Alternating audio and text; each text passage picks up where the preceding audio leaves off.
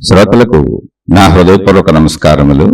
మన శ్రోతలలో ఒక సోదరి ప్రశ్నను పంపడం జరిగింది. ఆ ప్రశ్న, సార్, ఇది నా personal question about my behaviour.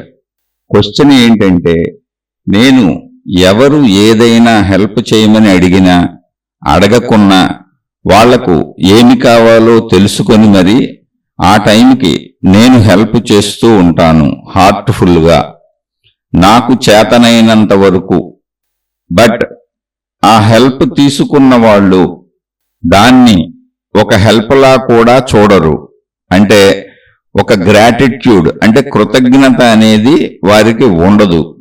పైగా ఎక్కడైనా చూసినా కూడా ఏదో వాళ్ళు చాలా బిజీగా ఉన్నట్టు, అంటే ఎక్కడైనా చూసినా అంటే వీరు కనపడినప్పుడు, ఈ సోదరి ఎదురుపడినప్పుడు కనపడినప్పుడు చూసినా కూడా వాళ్ళు చాలా బిజీగా ఉన్నట్టు, అంటే నన్ను చూడనట్టు బిహేవ్ చేస్తూ వెళ్ళిపోతారు.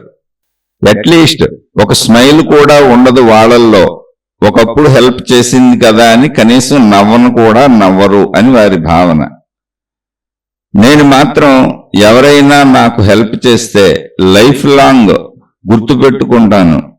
నాకు అవకాశం వచ్చినప్పుడు రానప్పుడు కూడా వాళ్లకు ఏదో ఒకలా కృతజ్ఞత చూపిస్తాను. ఎందుకు నాకే ఇలా అనిపిస్తున్నది, మనసుకి ఎంత సర్ది చెప్పుకున్నా కూడా ఏదో తెలియని బాధగా అనిపిస్తున్నది. ఇది ఏ విధముగా తీసుకోవాలో తెలియజేయగలరు?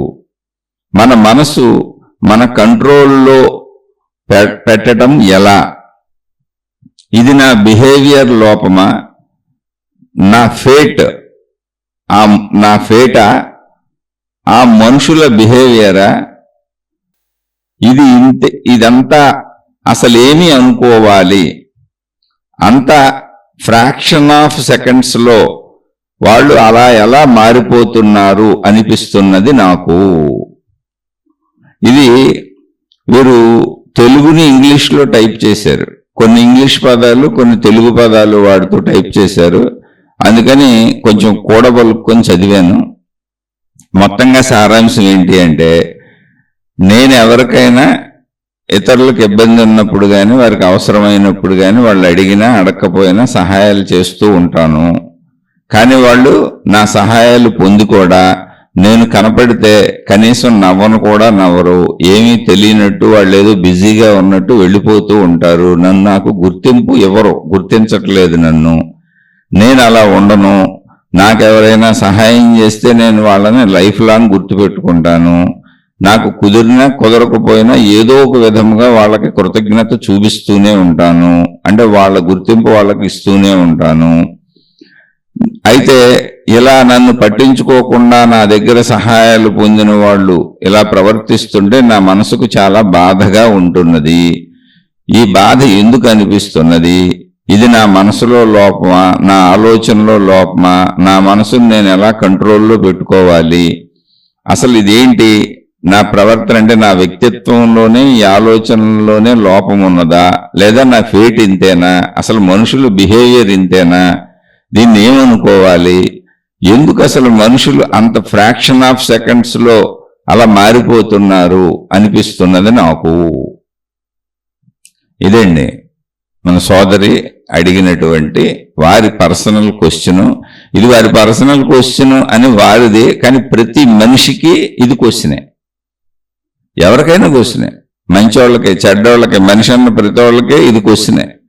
ఎందుకనంటే అసలు మనుషులు ఫస్ట్ పాయింట్ మనం గుర్తుంచుకోవాల్సింది ఏంటి? ముందు ధర్మము, మతము, జ్ఞానము ఇవన్నీ తీసుకేసి పక్కన పెట్టేయండి. దైవము, గురువు, ఆధ్యాత్మికత, బోధలు ఇవన్నీ మనుషులు కల్పించుకున్నవి, మనుషులు చెప్పుకుంటున్నవి.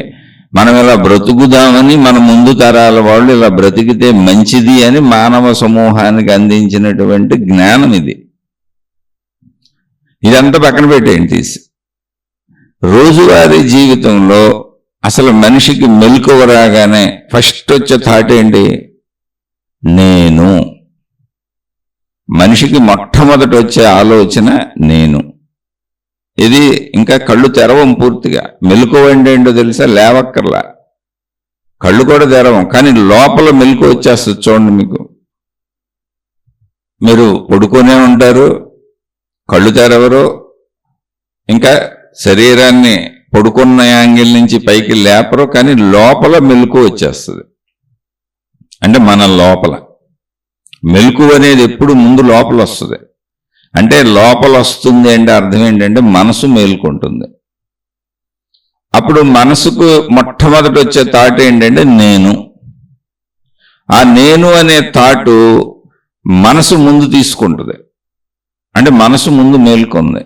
ఆ థాటు శరీరం అంతా వ్యాపిస్తూ ఉంటుంది. మనకి శరీరం అప్పుడు బద్ధకంలో ఉంటుంది, నిద్రమత్తులో ఉంటుంది. అందుకని ఈ మనసు యొక్క నేను అనే భావన శరీరం మొత్తం వ్యాపించి శరీరాన్ని ఉత్తేజపరిచి ఆ బద్ధకపు భావన పోగొట్టుకొని ఒక చురుకుతనం, అంటే ఆ శక్తి శరీరం అంతా చురుకుగా వ్యాపించి ఒక ఎరుక చురుకుగా పనిచేసేలా అయినాక మనం నిద్రలెగిస్తాం. అది సెకండ్స్లో జరిగిపోవచ్చు, లేదా కొంతమంది బద్ధకంగా డొల్లుతూ ఉంటారు, జరగకపోవచ్చు. ఎందుకని అంటే మనకున్న పనులను బట్టి ఉంటుంది. అంటే ఆ నేనుకి అటాచ్ అయ్యి వరుసగా విషయాలు గుర్తొచ్చేస్తుంటాయి. అయితే నేను అనే లోపల వచ్చిన మెలకువ శరీరాన్ని తాకగానే ఈ శరీరమే నేను అన్న భావనగా మారిపోద్ది. అలాగే ఆ నేను అని లోపల వచ్చిన మెలకువకు ఆ నేనుకు సంబంధించి అప్పటి వరకు ఉన్నవన్నీ ఒకదాని వెనక ఒకటి వచ్చి ఈ నేనుకు తగులుకుంటూ ఉంటాయి. అంటే ఉన్నాయి అవన్నీ, ఆలోచనలన్నీ అలా ఉన్నాయి, జ్ఞాపకాలన్నీ అలా ఉన్నాయి, మొత్తం మనసుది. అందులో మొట్టమొదటిది నేనని వస్తే ఆ నేనుకు సంబంధించినవన్నీ అవసరార్థం వస్తూ ఉంటాయి. ఇది ఒక ప్రాసెస్, శరీర ప్రాసెస్ తెలుసుకోవాలి మనం.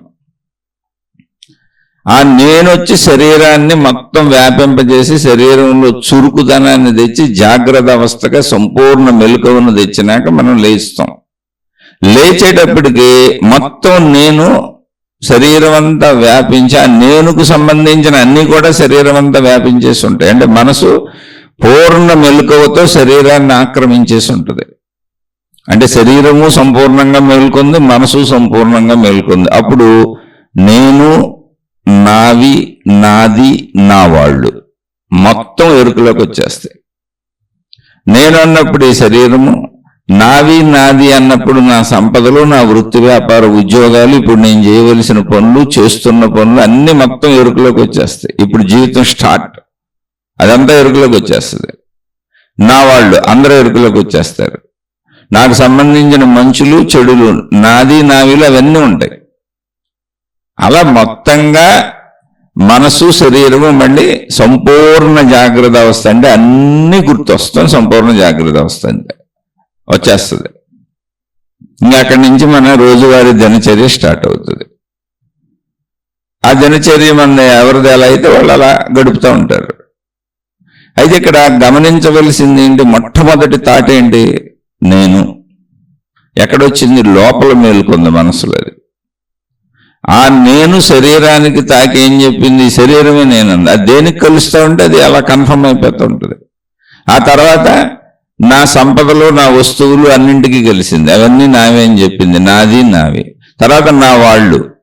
ఇలా మనసు దేనిని ఆక్రమించుకుంటూ ఉందో అవన్నీ నాలో కలిసిపోతున్నాయి, నా నేనులో. ఇవన్నీ కలిస్తే ఇప్పుడు నేను. ముందుగా శరీరము నేను, తర్వాత నాది నావి నా వాళ్ళు అన్నీ కలుపుకున్న నేను.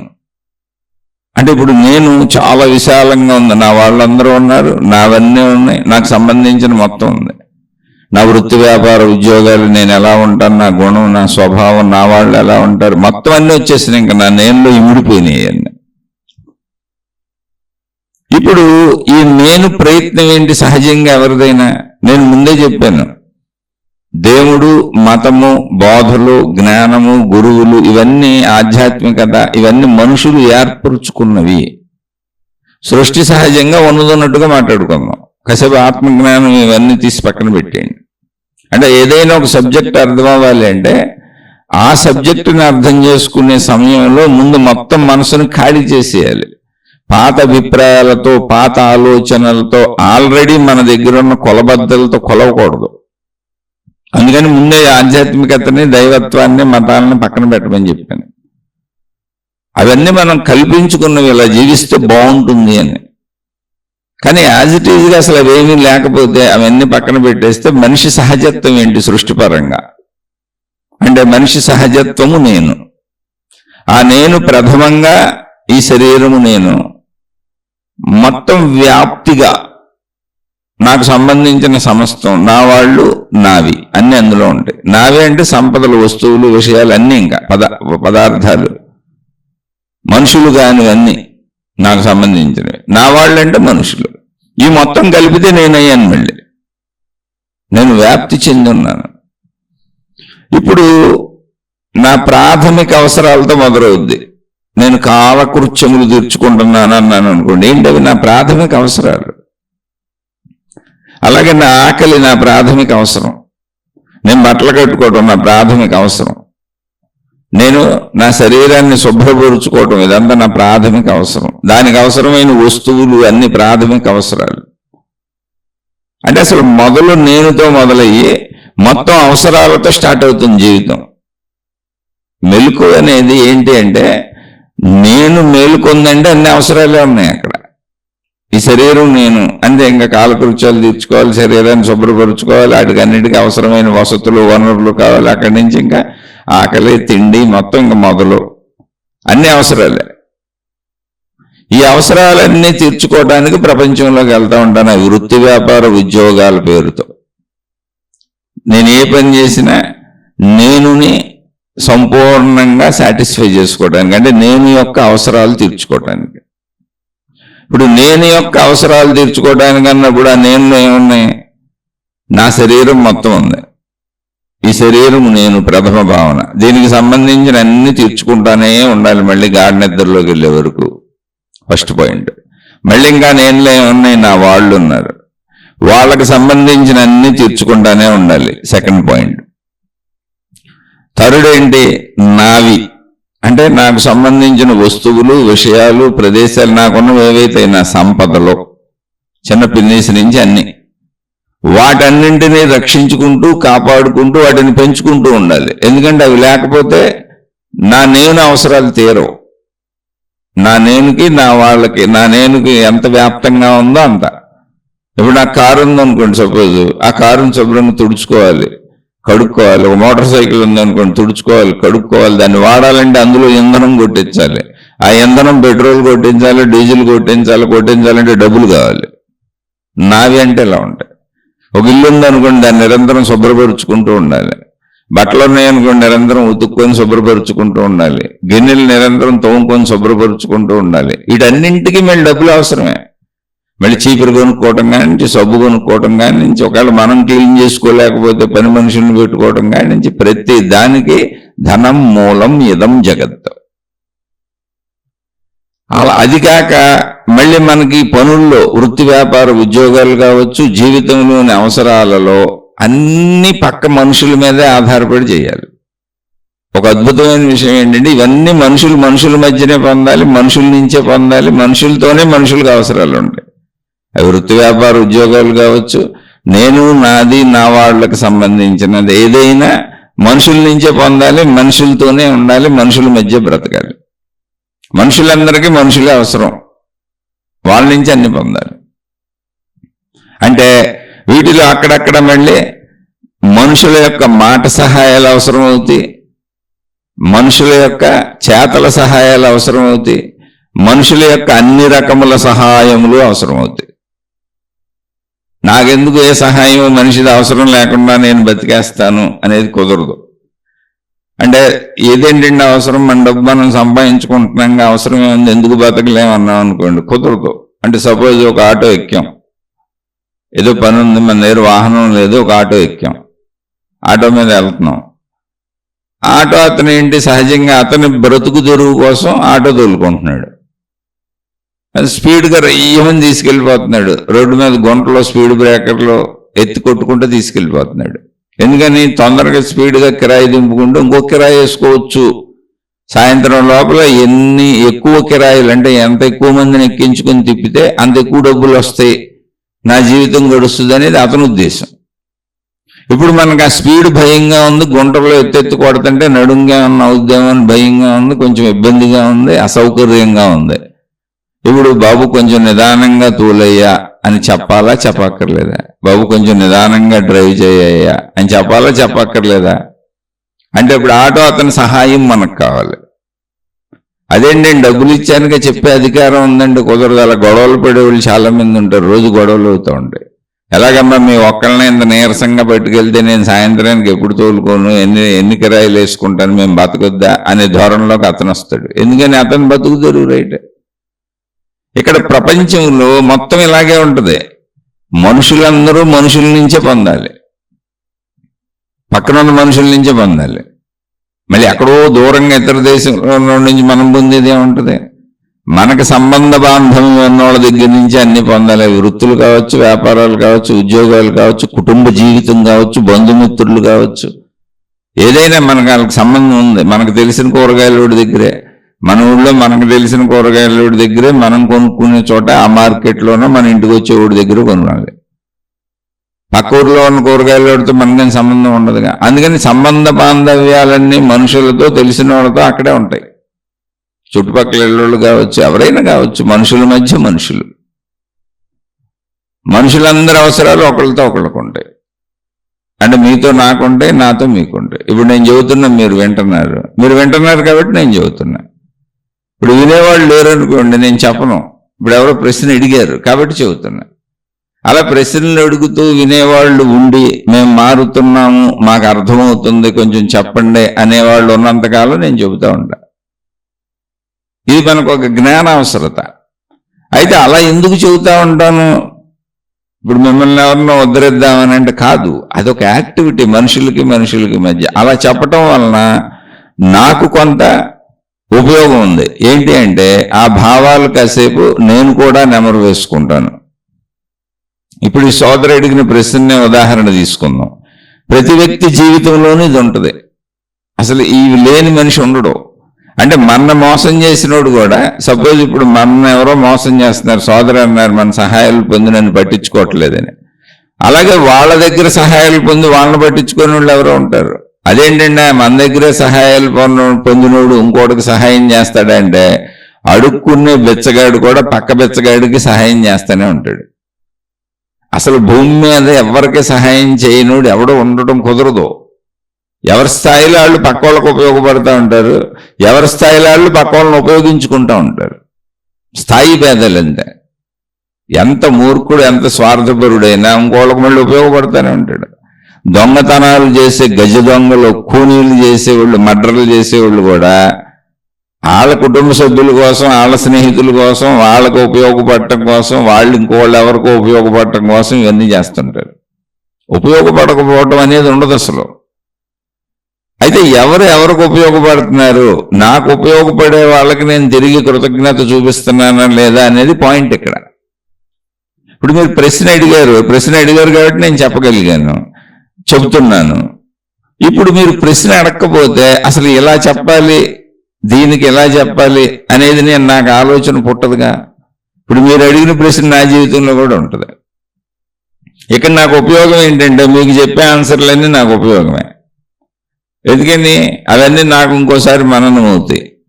ఇలా నా దగ్గర సహాయాలు పొంది నాకు ఇబ్బంది పెట్టి నన్ను పట్టించుకోకుండా నన్ను బాధ పెట్టి కష్టపెట్టిన వాళ్ళు జీవితంలో ఎప్పుడు ఉంటారు, అసలు ఎప్పుడు ఉంటారు. సొంత కుటుంబ సభ్యులు అనేక సార్లు మనం బాధ పెడతా ఉంటారు.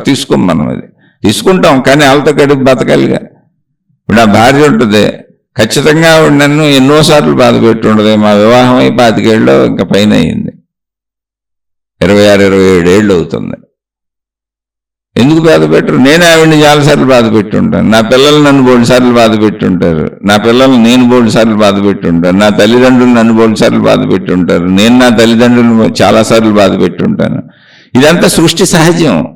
ఎందుకనంటే వాళ్ళ మనసుకు నచ్చినట్టు ఉండటం అనేది కాదు నా జీవితానికి, జీవించడానికి నేను వచ్చింది. మీకు అందుకే చెప్పాను, మెలకువ రాగానే ఫస్ట్ వచ్చే థాట్ నేను. ఎవరికైనా సరే ఆ నేను అనేది నన్నే నాకు చూపిస్తుంది. నేను ఉంటే మిమ్మల్ని చూస్తాను. అంటే నేను ఉన్నాను కనుక మిమ్మల్ని చూస్తున్నాను, నేను ఉన్నాను కనుక మీతో మాట్లాడుతున్నాను, నేను ఉన్నాను కనుక మీకు సహాయమో చేస్తాను లేదా అన్యాయమో చేస్తాను. అసలు నేనంటూ ఉంటే, నేనంటూ లేనప్పుడు ఇంకా జరిగేదేమీ లేదుగా. అందుకని నేను చాలా ప్రధానమైంది ఎవరికైనా సరే. ఇక్కడ ఇప్పుడు నేను ఉన్నాను కాబట్టి మీరు ప్రశ్న అడిగితే చెబుతున్నాను. అయితే మీరు ప్రశ్న అడిగితే నేను చెబుతుంది మీకు గొప్ప కార్యంలా కనపడవచ్చు. మళ్ళీ చెబుతున్నా, ఇలా మీరు చెప్పేటువంటి గురువులను మహాత్ములను లేకపోతే ఏదో ఒకటి గ్రంథాలను మతాలను పట్టుకొని ఆలాడటానికి కూడా అదే కారణం. అది గొప్పదిలా కనపడుతుంది మీకు, కానే కాదు. మీరు ఆలోచించండి, మీ అందరికీ చెప్పాలి అని నేను ప్రిపేర్ అయ్యాను, అందుకు పుట్టాను అసలు నేను. సత్యాన్ని సత్యంగా ఆలోచించండి.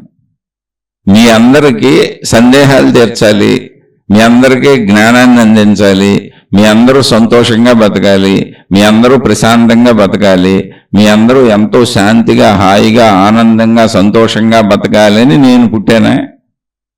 మీ అందరిని అలా బతికించడం కోసం నేను జన్మ తీసుకున్నానా? సేమ్ ఇదే మీరు దేవుడికి అప్లై చేసుకోవచ్చు. మీ అందరూ ఇప్పుడు అందరికీ ఇలా అందరూ సంతోషంగా బతకాలని దేవుడు భూమి మీద జన్మ తీసుకున్నాడా? మీరు సంతోషంగా బతకడం కోసం గురువు తపస్సులు చేసి వచ్చాడా? ఓ పెద్ద మహాజ్ఞాని అయ్యాడా? ఒక జీవన్ముక్తుడైనటువంటి మహాత్ముడు భూమి మీద మనందరం సంతోషంగా బతకడం కోసం అవతారం తీసుకొచ్చి 80-90 ఏళ్ళు ఇక్కడ ఉన్నాడా? అంటే ఇది మీకు విడ్డూరంగా వినిపించవచ్చు. కాదు, ఎవరి కోసం వాళ్ళు ఉన్నారు. నేను చెబుతుంది నా కోసం. అసలు మీరెవరో కూడా నాకు తెలియదు కదా. ఈ చెప్పటం అనేది నాకు హాయినిస్తుంది. మీకు చెప్పడం వలన నాకు మననం జరుగుతుంది. మీకు చెప్పడం వలన నాకు ఒక గంటన్నర సత్కాలక్షేపం అవుతుంది. దానికి కూడా చెబుతున్నా, నేను జీవితకాలం మౌనం పెట్టుకొని ఇప్పుడు 5వ సంవత్సరం. రేపు నెక్స్ట్ ఇయర్ మార్చి 3వ తారీఖు వస్తే 5వ సంవత్సరం నుండి 6వ సంవత్సరంలోకి వెళ్తాను. ఇప్పుడు నేను 24 గంటలు ఖాళీగా ఇంట్లో ఉన్నాను, తిని కూర్చుంటున్నాను. ఒక మాటలో చెప్పాలంటే సోమరపోతుని, బద్ధకస్తుని, ఏ పని చేయటం లేదు 5 ఏళ్ల నుంచి. మామూలుగా ఇంట్లో మీ కొడుకో కూతురు ఎలాంటి వాడు ఒకడు ఉంటే ఏమంటాం మనం? చిన్నప్పటి నుంచి చదువుకోకుండా ఇలా కూర్చొని ఉంటే ఎదవని పిలుస్తాం. నేను అలాగే ఉన్నా. నేను ఇప్పుడు ఇంట్లో అలాగే ఉన్నా, ఏ పని చేయట్లే 5 ఏళ్ల నుంచి, తిని కూర్చుంటున్నా. అయితే నేను ఎవరితో తింటలా, నాదే తింటున్నా. అలా నా కుటుంబ సభ్యులు ఉన్నారు, బాధ్యతలు ఉన్నాయి. మరి నేను ఈ 5 ఏళ్ల నుంచి ఇలా తిని కూర్చోకుండా 5 ఏళ్ళు నిండిపోతుంది కాబట్టి 5 ఏళ్ళ నుంచి చెబుతున్నారు. రేపు మార్చి 3కి 5 నిండిపోద్ది. మరి నేను ఏమన్నా సంపాదిస్తే నా పిల్లలు సుఖపడేవాళ్ళు, నా భార్య సుఖపడేది. ఇప్పుడు అందరం సర్దుకొని బతుకుతున్నాం. సరే, అదంతా ఎందుకంటే మరి నా కుటుంబ పరిస్థితులు, నాకు వచ్చినటువంటి జీవన పరిస్థితులు. మళ్ళీ అందులో ఈ మౌనంగా ఎందుకున్నావు అంటే మళ్ళీ నాకున్న కుటుంబ పరిస్థితులు, జీవన పరిస్థితులు, ఆ గోలంతా మీకు ఎందుకు అసలు? వాటన్నింటితో పాటు గత 35 ఏళ్ల కంటే ఒక 15, నాకు తెలిసి 15-18 ఏళ్ల నుంచి నేను ఇది చదువుకుంటూ తెలుసుకుంటూ వస్తున్నా, దైవీపరమైన విషయాలు. అవన్నీ కలిపి నువ్వు ఇలా ప్రశాంతంగా ఉండు, ఘర్షణలు పడకో, గొడవలు పడక, ఎవరితో నువ్వు నష్టపోయినా పర్వాలేదు, వదిలేసేయి. ఇలాంటిది నాకు నేర్పింది నా మనసు. అంటే అది నా మనసు, నేనేం చేయను. నేను చేతకానోడు అని చాలా మంది అనుకోవచ్చు, నేను కూడా చేతకానోడని అనుకుంటాను.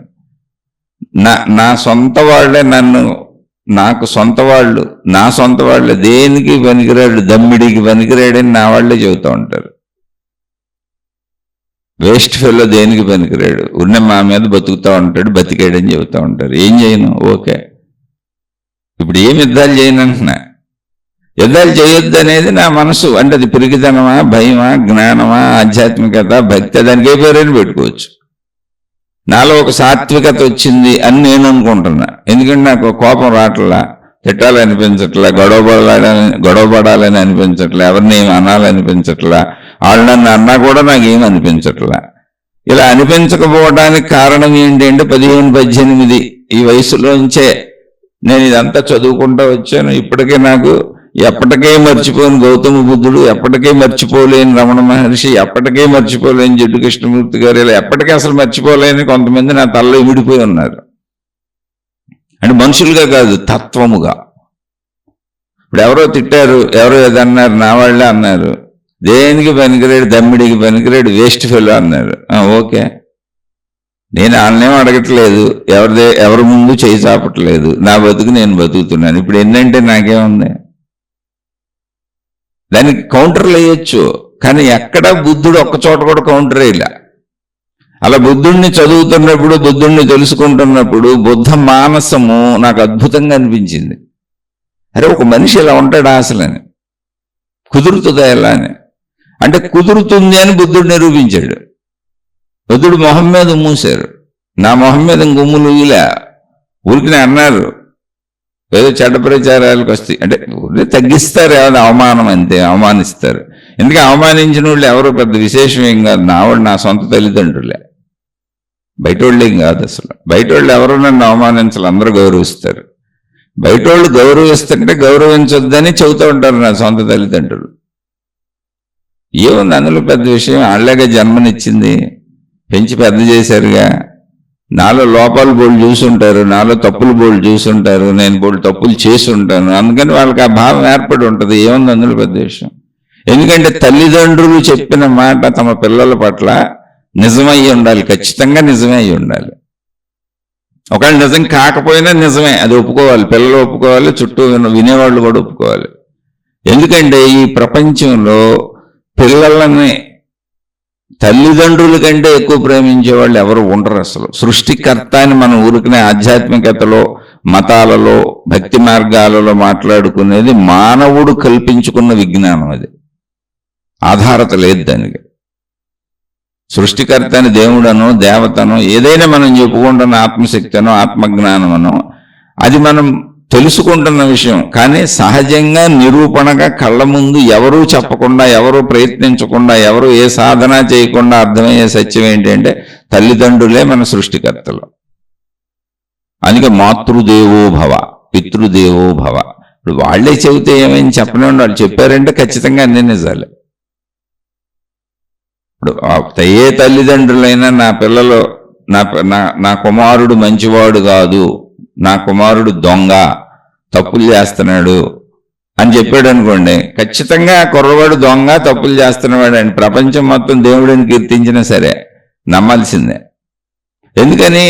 అంతకంటే ఆధారత లేదు ఇంకా ప్రపంచంలో. తల్లిదండ్రులే చెప్తున్నారంటే ఖచ్చితంగా వాళ్ళు తప్పులు చూసే ఉంటారు. వాళ్ళు ఎందుకని చెప్తారు? లేకపోతే కాదు, ఒకవేళ చూడలేదు, ఇంకెవరున్నారు రక్షణ నీకు? ఈ ప్రపంచంలో నిన్ను రక్షించేవాళ్ళు ఎవరున్నారు? ఇంకా నీ మేలు కోరుకునేవాళ్ళు ఎవరున్నారు? నీ మేలు కోరుకొని నిన్ను రక్షించాల్సినటువంటి నీ తల్లిదండ్రులే నువ్వు దుర్మార్గుడని, నువ్వు పనికిరాని వాడు అని, నువ్వు వ్యధవని నీ గురించి చెబుతున్నప్పుడు నువ్వు యాక్సెప్ట్ చేయాలి. ఎందుకంటే అంతకంటే గొప్ప బంధం నీకు ప్రపంచంలో లేదు అసలు, ఇంక లేదు. ఇది మనం కాదు చెప్పింది, ఇవాళ చెప్పుకుంటుంది కాదు, ఇది ఉన్న ధర్మం. మాతృదేవో భవ, మొట్టమొదట తల్లేని దైవం అని చెప్పారు తప్ప దైవం ఎవరో ఉన్నారు ఆ దైవాన్ని పూజించమనలా. నీ మొదటి దైవం మాతృదేవో భవ, తల్లిని పూజించని చెప్పారు. రెండవ దైవం పితృదేవో భవ, తల్లిదండ్రులే నీ ప్రథమ దైవాలని చెప్పారు. నిజంగా ఆలోచించండి, మనకి జన్మనిచ్చిన వాళ్ళు తప్ప మనకి ఈ భూమి మీద మనం బాగుండాలని కోరుకునేవాళ్ళు నిజంగా చాలా మంది పేదవాళ్ళని తల్లిదండ్రులను చూశాను, పిల్లలు పెద్దోళ్ళు అయిపోయిన వాళ్ళని. ఎక్కడున్నా వీళ్ళు ఎంత బాధల్లో ఉన్నా, పిల్లలను చూడకపోయినా, పిల్లలను వదిలేసినా, పిల్లల వాళ్ళని ఎన్ని ఇబ్బందులు పెట్టినా, వృద్ధాప్యంలో ఉన్న తల్లిదండ్రులు కూడా తమ పిల్లలు బాగుండాలని దూరం నుంచి కనీసం వాళ్ళని కోరుకుంటున్నారు, మాటలతో కోరుకుంటున్నారు, ఏం సాయం చేయలేకపోతే. సాయం చేయగలిగిన వాళ్ళు ఇక్కడ మా దగ్గరే చూశాను, మా వాళ్ళనే చూశాను. బోల్డ్ మంది మా ఇళ్లలో పనిచేసేవాళ్ళు, ఇంటి చుట్టూ ఉండేవాళ్ళు, పని వాళ్ళని చూశాను. ఏదో ఒక కూలి పని చేసి ఇంట్లో వాళ్ళకి సహాయపడుతున్నారు. నా బిడ్డలను కష్టపెట్టడం ఎందుకని 60-65 ఏళ్ల వయసులో పనిచేస్తుంది, 4 ఏళ్లకి వెళ్ళి. ఆ పిల్లలు వద్దంటున్నారంట. అమ్మ ఎల్లబాగా ఎందుకు ఉండు, ఇంట్లో ఇప్పుడేం పని చేస్తావు, మేము ఎలాగోలా తిప్పలు పడతామో సరిపెట్టుకుందాం అంటే, వద్దునైనా అన్న కొంచెం డబ్బులు వస్తే మీకు ఉపకారంగా ఉంటుంది, మీకు పిల్లలు ఉన్నారు, మనవాళ్ళు ఉన్నారు, మనవరాళ్ళని కూలి పనులు చేస్తున్నారు, చేసి పిల్లలకు సహాయపడుతున్నారు. ఇంకా వాళ్ళు తప్ప ఎవరుంటారు నీ మేలు కోరుకునేవాళ్ళు? అటువంటి నీ మేలు కోరుకునే వాళ్ళే నువ్వు చెడ్డవాడివి అని చెబుతున్నప్పుడు నువ్వు అంగీకరించాలి, ప్రపంచం అంగీకరించాలి, దేవుడు కూడా అంగీకరించాలి. వాళ్ళు ఒకవేళ నువ్వు నాశనం అయిపోవాలని కోరుకుంటే నువ్వు నాశనం అయిపోవాలి. అది నువ్వు అంగీకరించాలి, ప్రపంచం అంగీకరించాలి, దేవుడు అంగీకరించాలి. ఎందుకంటే జన్మనిచ్చిన వాళ్ళకంటే నిన్ను కోరుకోవటానికి ఇంకా యాంగిల్ లేదు. ఇక్కడ ఎవరు లేరు నీ మేలు కోరుకునేవాళ్ళు. నీ మేలు కోరుకునేవాళ్ళు ఉండరంతా. నిన్ను కన్నవాళ్ళని మించి ఎవరు ఉండరు. తర్వాత నీతో ఉంటారు కాబట్టి నీ భార్య భర్త కోరుకోవచ్చు, నీ మేలు కోరుకోవచ్చు. ఇక్కడ నువ్వు తప్ప రైట్ అన్నది కాదు, అసలు నీ తల్లిదండ్రులే నిన్ను తప్పు అంటున్నారంటే నువ్వు మౌనంగా ఉండిపో అంతే. ఇంకా అది రైటే. నువ్వు తప్ప రైట్ అని ఆర్గ్యుమెంట్ పని లేదు. నీ తల్లిదండ్రులు నువ్వు తప్పని చెబుతున్నారంటే నువ్వు తప్పే. దాన్ని నువ్వు సమర్థించుకొని వాదించుకొని అసలు వాదన చేయకు. ఎందుకంటే కనపడి ఇప్పుడు ప్రథమ దైవాలు వాళ్లే. మళ్ళీ మీకు అర్థం అవటం కోసం చెబుతున్న, ప్రపంచంలో ఎవరైనా ఒక వ్యక్తికి ఈ వ్యక్తి బాగుండాలి, వీళ్ళు బాగుండాలి, వీళ్ళు కలకాలం బాగుండాలి అని కోరుకునే వాళ్ళు తల్లిదండ్రులు తప్ప ఎవరుంటారు చెప్పండి? నువ్వు అడిగినా అడగకపోయినా, నువ్వు చూసినా చూడకపోయినా, ఏ మూలకైనా బతుకున్నా నా బిడ్డలు బాగుండాలని కోరుకుంటారు తల్లిదండ్రులు. ఇంకా వాళ్ళు కాదన్నాక ఇంకా చేసేది ఏంటని యాక్సెప్ట్ ఇట్. అంటే ఇది ఎందుకు చెబుతున్నానంటే, బుద్ధుడు నాకు అంత అద్భుతంగా కనిపించాడు. మొహం మీద ఉమ్మూస్తే ఏమనలేదు.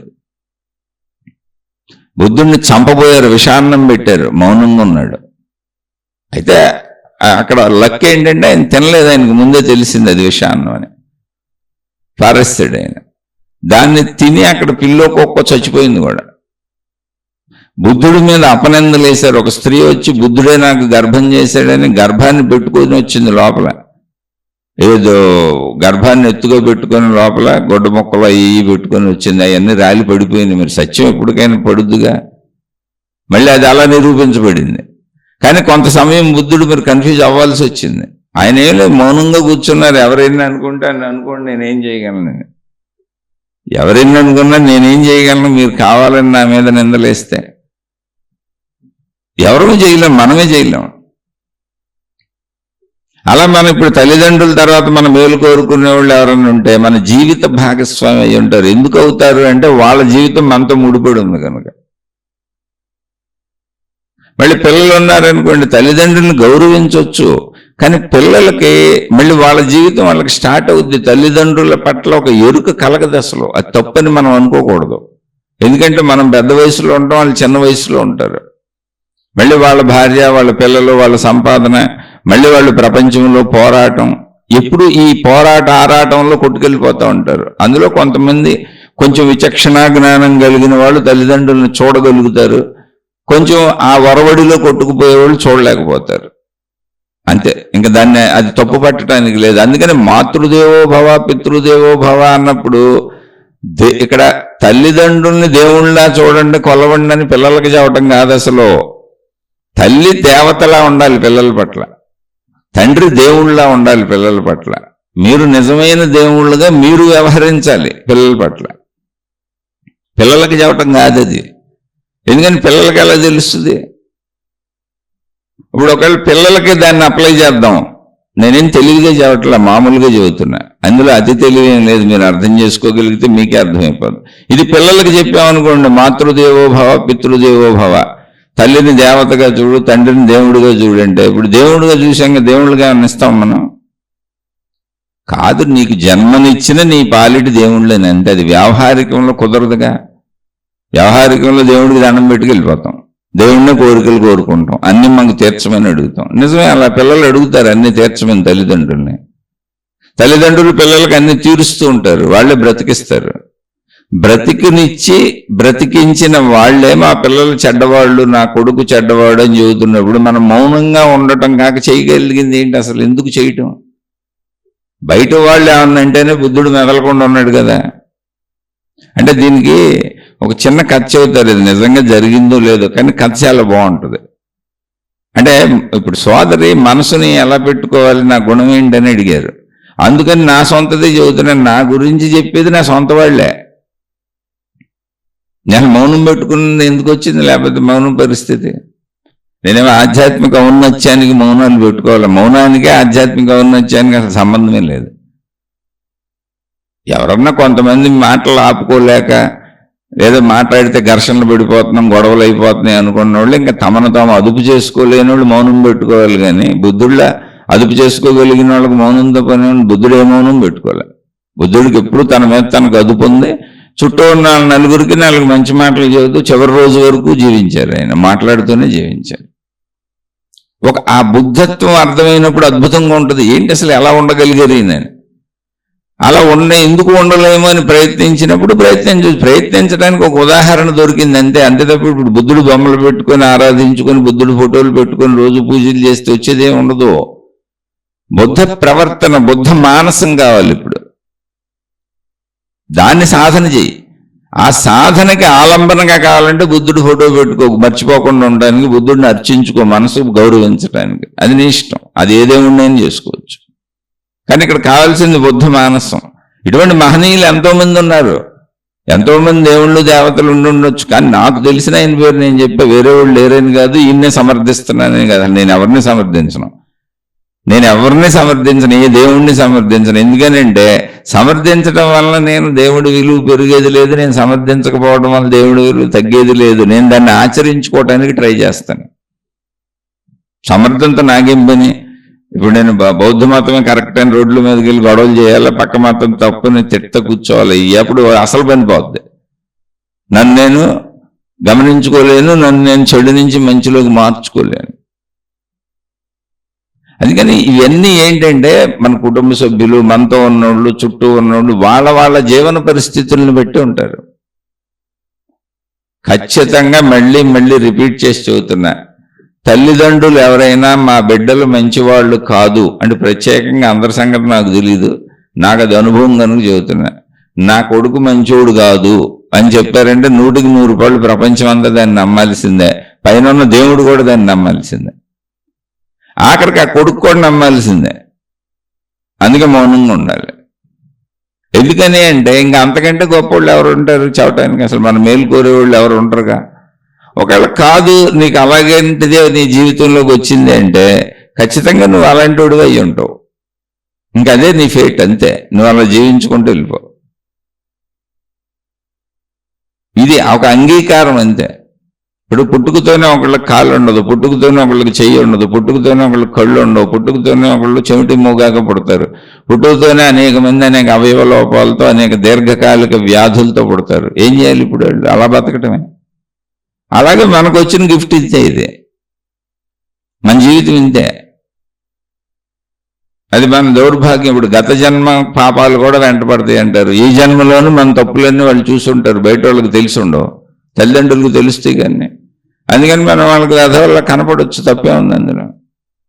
ఆ వ్యధ వల్ల మనకి మన తల్లిదండ్రులకి కనపడుతూ మనం చేసిన పనులు బయట వాళ్ళకి తెలియవు కనుక వాళ్ళు మన మంచి వాళ్ళు కూడా అనుకోవచ్చు. కాదా? తల్లిదండ్రులు చెప్పారంటే ఎవరైనా నమ్మేయాల్సిందే. ఆ వ్యక్తి కూడా నమ్మేయాల్సిందే, ఆ కొడుకు కూడా నమ్మేయాల్సిందే, దేవుడు కూడా నమ్మేయాల్సిందే. ఎందుకంటే తల్లిదండ్రుల కంటే తమ బిడ్డల శ్రేయస్సు కోరుకునే వాళ్ళు ఈ ప్రపంచంలో ఎవరు ఉండరు. ఇంకో ఆప్షన్ లేదు అసలు. మీరు గమనించి చూసుకోండి. ఇక మిగిలిన సంబంధ బాంధవ్యాలన్నీ నెక్స్ట్ ఆల్టర్నేటివ్లు వస్తాయి. అయితే ఇక్కడ నేను మీకు ముందే పాయింట్ చెప్పాను. ఇప్పుడు బుద్ధుడు గురించి చెప్పాను, ఆశ్చర్యపోయాను అసలు బుద్ధుడు ఎలా ఉన్నాడని. అలాగే రమణ మహర్షిని చదివినప్పుడు ఆశ్చర్యపోయాను.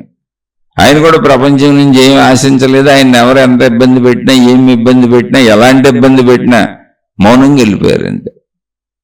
అసలు చిట్ట చివరి వరకు ఆయన ఎవరిని ఒక మాట కూడా అనలేదు. ఆయన ఇబ్బంది పెట్టిన వాళ్ళు చాలా మంది ఉన్నారు. అదేంటి, ఇబ్బందులు పడినా కూడా ఎలా ఉంటున్నారు వీళ్ళని. ఆఖరికి ఆయనకి అన్నం దొరక్క 4 రోజులు శ్రోత పడిపోయిన సందర్భాలు కూడా ఉన్నాయి. అప్పుడు కూడా ఆయన మౌనంగానే ఉన్నారు. చలికి, ఎండకి, వానకి, క్రిమికీటకాలకి, అన్నింటికి ఎన్నింటి బారినో పడ్డారు. ఎందుకంటే అడవి ప్రాంతాల్లో ఉన్నారు ఆయన. అప్పుడు కూడా ఆయన స్థిమితంగా ఉన్నారు. ఎన్నో అనారోగ్యాలు వచ్చినాయి. ఆఖరికి క్యాన్సర్ పుండు వచ్చింది ఆయనకి. దానికి 3-4 సార్లు ఆపరేషన్లు చేశారు. అప్పుడు కూడా మౌనంగానే ఉన్నారు, నిశ్శబ్దంగానే ఉన్నారు. నేనేదో బ్రతికేయాలని ఆరాట పడలేదు, ఉబలాట పడలేదు. ఏది ఎలా జరుగుతుందో అలా జరుగుతుందని చెప్పారు. ఇప్పుడు అంటే అలాంటి ఒక రమణ మానసం ఉంటుందా? తెచ్చుకోవచ్చు అంటే ఉన్నాడుగా ఆయన. అందుకే మహాత్ములందరూ నువ్వు పూజించడానికి, అర్చించడానికి, లేదా గోళ్ల మీద ఫోటోల్లో పెట్టుకోవడానికి కాదు. నీ హృదయంలో భావంగా మార్పు చెందడానికి, ఓ బుద్ధ మానసం, ఒక రమణ మానసం, నువ్వు ఇవి ఆచరించటానికి. అందుకని అర్చించమన్నారు. అర్చించేది ఎందుకు, ఆరాధించేది ఎందుకంటే ఆచరణ కోసం. ఆచరణ లేని అర్చన ఆరాధన ఉపయోగం లేదు. ఇది ఇలాగే సాగుతుంది. ఇందులో ఎవరిని ఉదాహరణగా తీసుకుంటాం మనం అనేది పాయింట్. ఇక్కడ దొంగలు ఉన్నారు, దోపిడీ దొంగలు ఉన్నారు, కూనీకోరులు ఉన్నారు, హత్యలు చేసిన వాళ్ళు ఉన్నారు, మర్డర్లు చేసిన వాళ్ళు ఉన్నారు, చేస్తున్న వాళ్ళు ఉన్నారు. వాటి ముందు అసలు ఈ చిన్న చిన్న మోసాలు ఎంత, చిన్న సహాయం పొంది మన కృతజ్ఞత చూపించిన వాళ్ళు అనేవాళ్ళు ఎప్పుడూ ఉంటారు. వాళ్ళు ఇప్పుడు వాళ్ళు మన సొంత వాళ్ళు అయితే మనం ఏమన్నా అంటున్నామా? ఇప్పుడు మన జీవిత భాగస్వామి, కృతజ్ఞత చూపించాలనుకుంటున్నా, నేను చాలా మంచిని ప్రేమిస్తూ ఉంటాను, కానీ నా భార్య తిరిగి నాకు అంత ప్రేమ ఇవ్వదు. అది ప్రతి వాడికి లోపల బాధగా ఉంటుంది ఒకవేళ అలా ఇవ్వకపోతే. కానీ ఏం చేస్తారు, అలాగే కలిసిమెలిసి బతుకుతూ ఉంటారు. అలాగే ప్రతి భార్య తన భర్తను విపరీతంగా ప్రేమిస్తుంది, పిల్లల్ని విపరీతంగా ప్రేమిస్తుంది, అన్నీ చేసి పెడుతుంది, వాళ్ళకి కావాల్సినవన్నీ చేస్తుంది. తిరిగి అంత ప్రేమని ఆవిడకి ఇవ్వరు. అప్పుడు ఆవిడే బాధపడుతుంది, నా భర్త అంత ప్రేమని ఇవ్వట్లేదు, నా పిల్లలు అంత ప్రేమని ఇవ్వట్లేదు. ఏం చేస్తారు, అలా సర్దుకొని బతుకుతూ ఉంటారు. కానీ తమ వాళ్ళు పాడైపోవాలని వాళ్ళు కోరుకోరు, వాళ్ళు బాధపడతారు అంతే. ఎందుకంటే వాళ్ళు తమ వాళ్లే కాబట్టి. వాళ్ళు పాడైపోతే తన జీవితం కూడా పాడైపోద్ది కాబట్టి. ఇప్పుడు భర్త పాడైపోవాలని భార్య కోరుకుందనుకో, భర్త పాడైపోతే ఆటోమేటిక్గా ఏం జీవితం పాడైపోద్ది. భార్య పాడైపోవాలని ఈయన కోరుకున్నాడు అనుకో, భార్య జీవితం పాడైపోతే ఆటోమేటిక్గా ఏం జీవితం పాడైపోద్ది. పిల్లలు పాడైపోవాలని కోరుకున్నారనుకో, పిల్లలు పాడైపోతే అసలు వీళ్ళే భరించలేరు. ఎందుకని పిల్లల కోసమే వీళ్ళు బతుకుతారు, పిల్లల అభ్యుదయం కోసమే అంత శ్రమ పడతారు. తల్లిదండ్రులు పాడైపోవాలని పిల్లలు కోరుకున్నారనుకోండి, అప్పుడు అసలు తల్లిదండ్రులు పాడైపోతే వాళ్ళని చూసేవాళ్ళు ఎవరుంటారు? అందుకని ఖచ్చితంగా తల్లిదండ్రులు పాడైపోవాలని పిల్లలు కోరుకోరు. ఎందుకంటే తల్లిదండ్రులు ఎప్పటికైనా తల్లిదండ్రులే వీళ్ళకి ఉన్న దిక్కు. అసలు ప్రపంచంలో ఒకళ్ళకి దిక్కు ఎవరు అంటే తల్లిదండ్రులే. ఎంత వయసు వచ్చినా భార్యాపిల్లలు కూడా ఉండొచ్చు, కానీ తల్లిదండ్రులు అనేది ఒక ఆధారత. అంటే నా పిల్లలు ఎక్కడున్నా బాగుండాలి అని కోరుకునేటువంటి ఒక ఆధారత, ఒక దైవాలు.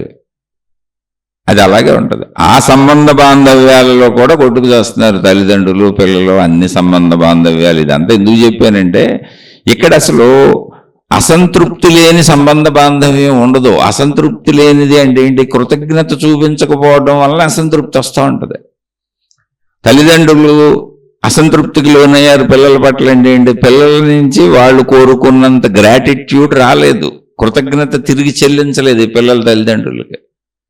అయితే అసంతృప్తి చెందుతారు, బాధపడతారు, కానీ వాళ్ళకైనా శాపాలు పెట్టరు. ఎందుకంటే నా పిల్లలు బాగుండాలని కోరుకుంటారు. అలా అన్ని సంబంధ బాంధవ్యాలలోనూ అసంతృప్తి ఉంటుంది. అసలు లేనిది ఉండదు. మీరు ప్రపంచంలో ఎవరినైనా ఎక్కడికైనా ఎంత దూరమైనా వెళ్ళి చూడండి. అయితే బయట వాళ్ళకు వచ్చేటప్పటికి మనం చెప్పుకుంటాం. ఇంట్లో కూడా చెప్పుకుంటారు చాలామంది. పాపం భరించలేక వెళ్ళి స్నేహితులకి వాళ్ళకి చెప్తా ఉంటారు. బోల్డ్ మంది ఉన్నారు. ఎందుకు అసలు నా పిల్లలు ఇలాంటి వాళ్ళు అని చెప్పుకుంటూ తిరుగుతున్న తల్లిదండ్రులు నాకు బోల్డ్ మంది తెలుసు. నా తల్లిదండ్రులు ఇలాంటి వాళ్ళు అని చెప్పుకు తిరుగుతున్న పిల్లలు బోల్డ్ మంది తెలుసు. మనకే తగులుతారు, సమాజంలో మన చుట్టూనే ఉంటారు. ప్రతి సంబంధం ఇంకోళ్ళ గురించి చెప్పుకొని తనను గొప్ప చేసుకుంటూ ఉంటుంది. మళ్ళీ ఇక్కడ ఎంత బాంధవ్యం ఉందో, ఇప్పుడు నా పిల్లలు మంచోళ్ళు కాదని చెబుతా తిరుగుతున్నటువంటి తల్లిదండ్రులు నాకు ఒక కుటుంబం తెలుసు. మళ్ళీ ఆయన డబ్బులన్నీ వాళ్ళ పిల్లలకి ఇస్తాడు, రూపాయి కూడా బయట ఎవరికి ఇవ్వడం. ఆ తల్లి కూడా అలా చెప్పుద్ది. తల్లిదండ్రులు ఇద్దరు చెబుతారు, వృద్ధాప్యంలోకి వచ్చారు 75-80 ఏళ్ళు, వాళ్ళకి పెన్షన్లు వస్తే డబ్బులు ఉన్నాయి, అవన్నీ వాళ్ళ పిల్లలకే ఇస్తారు. మొత్తం వాళ్ళ పిల్లలకే పెడతారు. కొడుకు, కోడళ్ళు, మనవాళ్ళు, మనవరాళ్ళు వీళ్ళకే పెడతారు. కానీ బయట ఎవరికి 10 రూపాయలు కూడా పెట్టరు. కానీ వాళ్ళు మమ్మల్ని ఇబ్బంది పెడుతున్నారు, బాధ పెడుతున్నారని చెప్పుకుంటూ ఉంటారు. అదే నేను. మొట్టమొదట మెలకు వచ్చినప్పుడు నేనని ఒకటి వస్తుంది, ఈ శరీరం నేనని. ఆ నేనుకు వాళ్ళకి ఏమనిపిస్తుంది అంటే, వృద్ధాప్యంలో మా అవసరాలు ఏమున్నాయో అవన్నీ వాళ్ళు తీర్చేయాలని నా పిల్లలని అనిపిస్తుంది. ఎందుకని వాళ్ళు తీర్చుకోలేరు పాపం, శక్తిహీనత. కానీ పిల్లలకి ఎలా ఉంటుంది అంటే, మళ్ళీ వాళ్ళ కుటుంబం, వాళ్ళ పిల్లలు, వాళ్ళ జీవితం ఉరుగులు పరుగులు ఉంటుంది. వాళ్ళకి మళ్ళీ డబ్బు సంపాదించుకోవడం, పరుగులు పెట్టడం, ఎంతున్నా సరిపోకపోవడం, అందులో కొంత అశ్రద్ధ వస్తుంది. ఖచ్చితంగా ఒక మనిషి ఇంకొక మనిషికి చేసే వాటిలో ఎప్పుడూ అశ్రద్ధ ఉంటుంది. ఎందుకని, నాకు అంటే నేను నాకు తెలిసినంతగా, నేను నాకు అర్థమవుతున్నంతగా, నావి నాకు తెలుస్తున్నంతగా నా పక్కన ఉన్న ఎవరివి తెలియదు. నా తండ్రివి తెలియదు, నా తల్లివి తెలియదు, నా భార్యవి తెలియదు, నా భర్తవి తెలియదు, నా పిల్లలవి తెలియదు, ఎవరివి తెలియదు. కానీ తెలుసుకొని చేద్దామని ప్రయత్నిస్తూ ఉంటా, కానీ అనుభవంగా తెలియదు. ఇప్పుడు నాకు ఆకలేసేస్తుంది అనుకోండి, రోజు మా ఇంట్లో భోజనం చేసే టైం 12:30 1 గంట అనుకోండి, అందరిలో ఏదో టైం ఉంటుందిగా. ఇవాళ నాకు కొంచెం ముందు ఆకలేసింది. దానికి కారణం ఏం చెబుతాం? ముందు ఎందుకు ఆకలేసింది అంటే 100 కారణాలు ఉంటాయి. పొద్దున్న టిఫిన్ తక్కువ తిని ఉండొచ్చు, లేదా మధ్యలో ఎక్కువ శ్రమపడి ఉండొచ్చు, ఏదో జరిగి ఉండొచ్చు, ఆకలి ముందేసింది. ఇప్పుడు నాకు ఆకలి ముందు వేసింది అని ఎవరికి తెలుస్తుంది? నాకు తెలుస్తుంది. కానీ నా భార్యకి ఎలా తెలుస్తుంది? నా భార్య రెగ్యులర్ టైం 1 గంటగా. ఈయన ఇప్పుడు మేము భోజనం చేసేది 1 గంటకు కదా, 1 గంటకు వస్తారని 1 గంటకు ప్రిపేర్ చేస్తూ ఉంటుంది ఆమె. కానీ వాళ్ళు నాకు ఆకలి 12 నుంచి వేసేస్తుంది, నాకు ఇసుకు పుడుతుంది, కోపం వస్తుంది, చికాకేస్తుంది. అదే నా లోపలే నాకు తెలుస్తాయి కదా, నాకు ఎందుకు ఇసుకు పుడుతుందో, నేను ఎందుకు అలా మాట్లాడుతున్నాను, అన్ని సమాధానాలు కరెక్ట్గా ఎందుకు చెప్పట్లేదో, నా మాటల్లో విసుగు ఎందుకు, కోపం ఎందుకు ధ్వనిస్తుందో ఆవిడకి అర్థం కాదు. ఇదండి బాగానే ఉన్నాడు ఇప్పుడు వరకు, నాకు ఆకలి వేస్తుందని నేను చెప్పను. ఎందుకు చెప్పనంటే ఇంక అసలు వంట అవ్వలేదు, అక్కడ ప్రిపేర్ అవుతుంది, అది చూసి ఇసుకు వస్తుంది. దానికి కారణం నా లోపల ఉన్న ఆకలి. ఇలాంటి సందర్భాలు ఎన్నో ఉంటాయి జీవితంలో. ఒకరికి ఆకలి కాకపోతే కోరిక పట్టొచ్చు, శారీరక కోరిక తీర్చుకుందాం అనిపించవచ్చు, దానికి భర్త భార్య అప్పుడు సహకరించకపోవచ్చు, వాళ్ళకి ఆ ధ్యాస ఉండకపోవచ్చు, వాళ్ళు వేరే పనుల్లో ఉండొచ్చు. అలాగే కొడుకో కూతురో ఇంట్లో ఉన్న సంబంధ బాంధవ్యం వాళ్ళకి ఇంకొకటేదో అనిపించవచ్చు, వాళ్ళకి ఆకలి వేయచ్చు, లేదా డబ్బులు అవసరం కావచ్చు, బట్టలు కొనుక్కుందాం అనిపించవచ్చు, సినిమాకి వెళ్దాం అనిపించవచ్చు, దాన్ని మనం పట్టించుకోకపోవచ్చు. ఎప్పుడు మన లోపల మనకు అనిపించినవి ఇతరులకు అనిపించవు. ఏ విషయం ముందు తెలుసుకోవాలి. జ్ఞానం అంటే అది. మనకు అనిపించినవి ఇతరులకు అనిపించవు, ఎందుకని మనకు బాగా తెలుస్తాం. అందుకే మొట్టమొదటి మెలకువ నేను అనేది లోపల వచ్చిన మెలకువ శరీరం అంతా వ్యాపించి సంపూర్ణ జాగ్రత్త అవస్థ రాగానే మనకు తెలిసేది ఈ శరీరము నేనని. ఈ శరీరమునకు సంబంధించిన అన్నీ తెలుస్తూ ఉంటాయి. నేను, నావి, నా వాళ్ళు తెలుస్తే గాని నాకు వ్యావహారికంగా విషయాలు తెలుస్తాయి, నా భార్య, నా పిల్లలు, నా వస్తువులని. కానీ అనుభవంగా నావే నాకు తెలుస్తాయి. నా ఆకలి నాకు తెలుస్తుంది. ఇప్పుడు నేను యూరిన్కి వెళ్ళాలి, నాకు తెలుస్తుంది. ఇప్పుడు నేను మల విసర్జనకి వెళ్ళాలి, మోషన్కి వెళ్ళాలి, నాకు తెలుస్తుంది. నేను వెళ్ళాలి, నా టైంకి బాత్రూమ్ ఖాళీ లేదు, బాత్రూమ్కి ఎవరు అడ్డంగా ఉన్నారనుకోండి, ఆ ఇంట్లో వాళ్ళే భార్య, భర్త, పిల్లలు, కొంచెం ఇబ్బంది అనిపిస్తుంది, అసహనం అనిపిస్తుంది, కోపం వస్తుంది. ఎందుకని ఇప్పుడు నేను అర్జెంటుగా వెళ్ళాలిగా, కాలకృత్యాలు తీర్చుకోవాలిగా. అది నాది నాకు తెలుస్తుంది. అలాగే వాళ్ళకి తెలుస్తుంది. నేను అడ్డం ఉండొచ్చు, ఇప్పుడు ఇంకొకళ్ళు బాత్రూమ్కి నేను అడ్డం ఉండొచ్చు. అలా ప్రతి విషయంలో చిన్ననే కాదు, అన్ని విషయాలలోనూ ఎవరివి వాళ్ళకే తెలుస్తాయి. కాబట్టి రెండవ వాళ్ళకే అడ్డం వెళ్తున్నావా, రెండవ వాళ్ళకి సరిగ్గా చేస్తున్నావా లేదా మనకల్లా తెలుసు తెలియదు. మన ప్రకారం మనం చేస్తూ ఉంటాం. ఒకవేళ సపోజ్ నా భార్యకి నాకంటే ముందు ఆకలేసేసింది అనుకోండి, ఇంకొక గమ్మత్తు ఉంటుంది ఇక్కడ. నా భార్యకి నాకంటే ముందు ఆకలేసేసింది, వంట ఉండేది ఆమె కదా, ఇవాళ 12ంటికి వండేసింది, మొత్తం ప్రిపేర్ అయిపోయింది. ఎందుకని ఆమెకు ముందు నుంచి ఆకలేస్తుంది, ముందు తినాలన్న థాట్ వచ్చింది.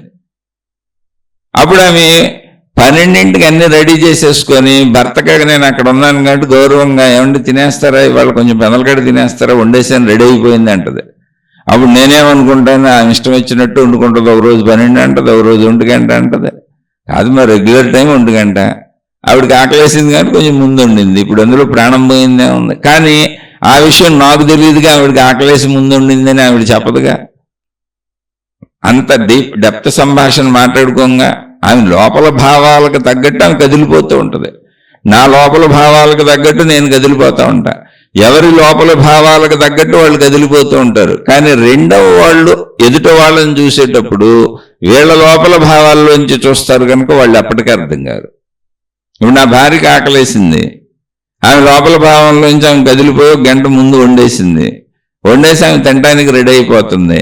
భర్త కూడా వచ్చి తినేస్తాడేమో అని ముందే అడిగింది ఊరికి. అంటే నాకు ఆకలేసింది కాబట్టి ఆయనకు కూడా ఇవ్వచ్చేమో, ఊరికి మాట అడిగితే తప్పే ఉంది, తింటే తింటారు లేకపోతే 1 గంటకు తింటారని అడిగింది. నేను తింటున్నాను, మీరు కూడా తింటారా అని.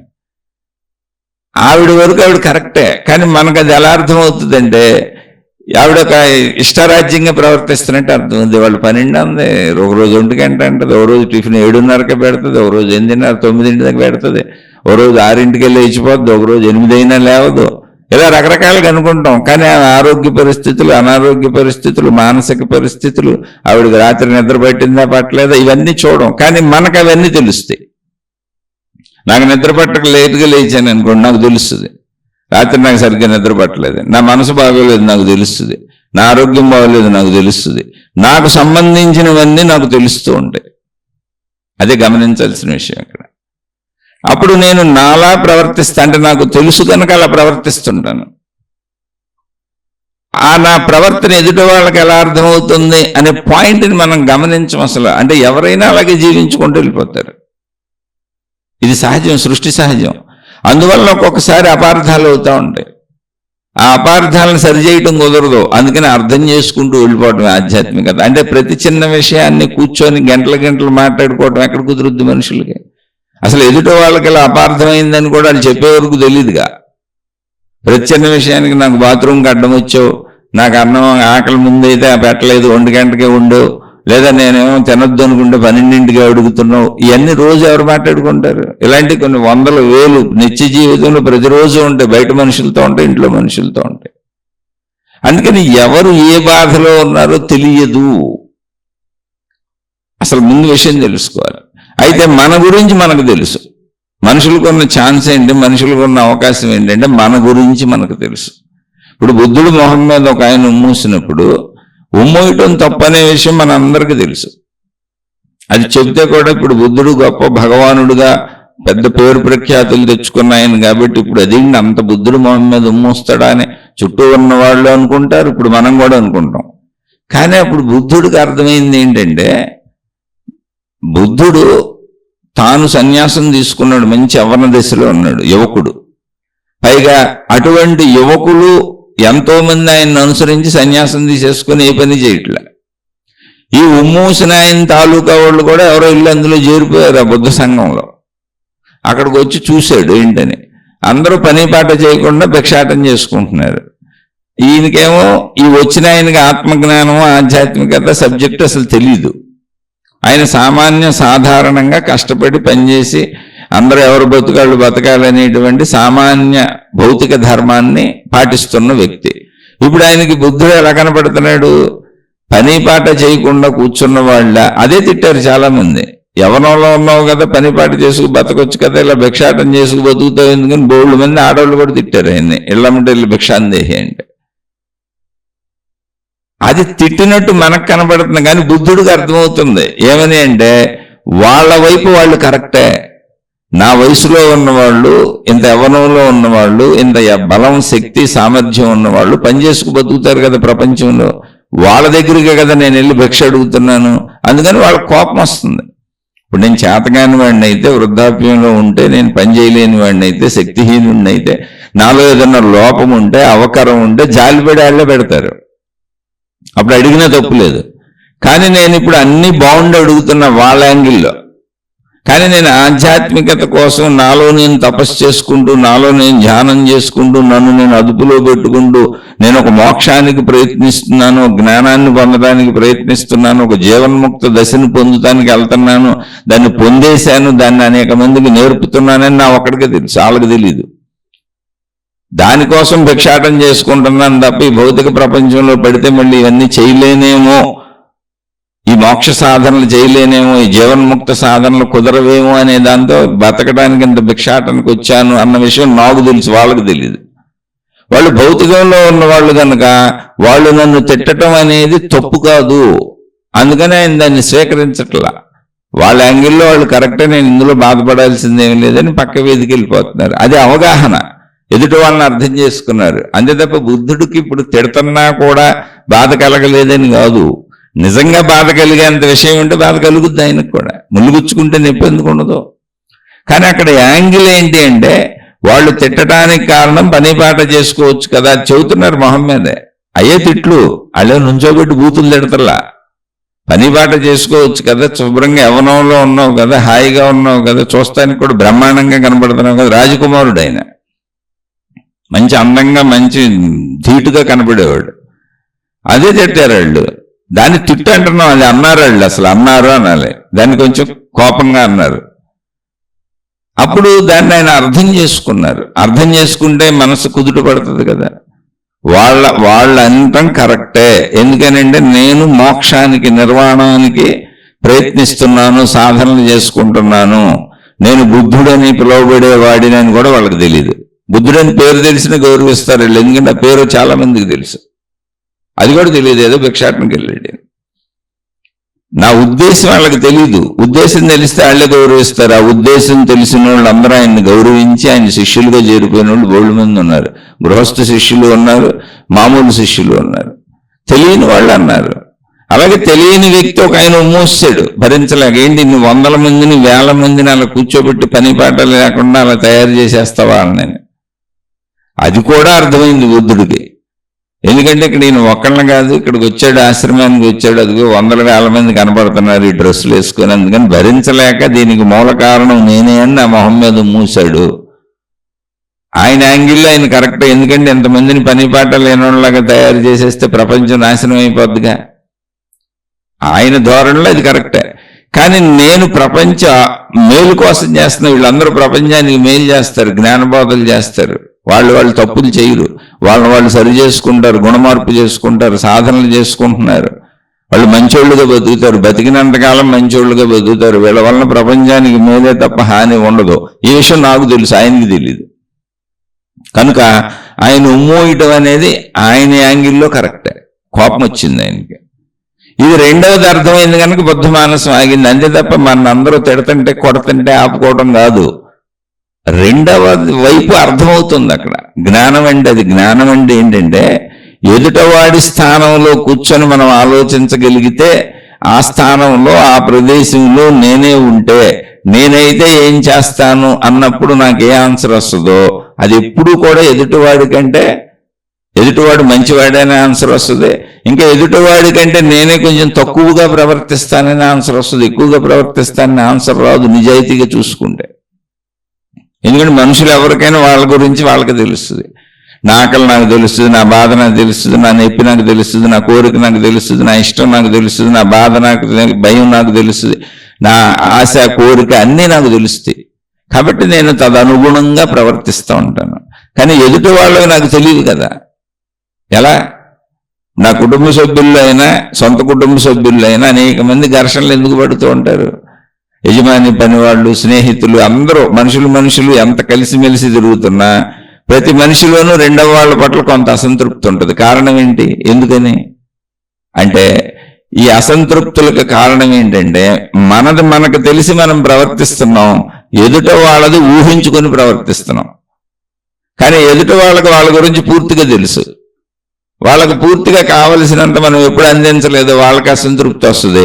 మనకు కావలసినంత వాళ్ళు పూర్తిగా ఎప్పుడు అందించలేదో మనకు అసంతృప్తి వస్తుంది. దీన్ని పోగొట్టడం సృష్టిలో కుదరదు. ఎందుకంటే ఎవరి గురించి వాళ్ళకి మాత్రమే తెలిసేలా సృష్టి ఉంది.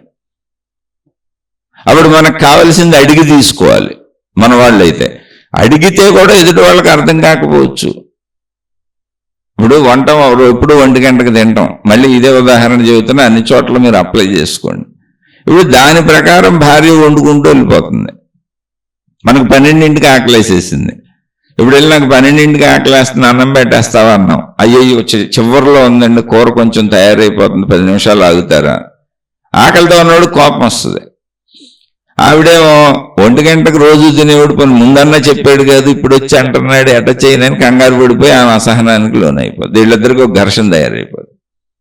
పోనీ ఈ లోపల ఏదన్నా మన ఇంట్లో తినే వస్తువులు ఉన్నాయి, స్వీటో హాటో కొంచెం తింటారో తినండి, ఒక 10 నిమిషాల్లో మొత్తం పూర్తి అయిపోతుంది తిందురుగాని అంటే మనకు కోపం వస్తుంది. ఇక్కడ ఈ కోపతాపాలనేవి అసంతృప్తి. అది ఏ స్థాయిలో ప్రదర్శిస్తామని కాదు. దీనికి కారణం మన గురించి మనకు తెలియటం. ఎవరి గురించి వాళ్ళకే తెలిసేలా సృష్టి ఉన్నది. ఎదుటి వాళ్ళ హృదయం లోపల ఏముందో తెలిసేలా సృష్టి లేదు. అలాంటప్పుడు నేను అందరికీ కృతజ్ఞత చూపిస్తాను, నేను అందరితో మంచిగా ఉంటాను, నేను అందరితో మంచిగా ప్రవర్తిస్తాను అని మనం అనుకుంటున్నాం. అలా మనం అందరితో మంచిగా ప్రవర్తించేది నిజమే అయితే, మనం అందరితో కృతజ్ఞతగా ఉండేది నిజమే అయితే ఖచ్చితంగా వాళ్ళందరూ కూడా ఉంటారు. ప్రపంచం మనకు అర్థం. ఇప్పుడు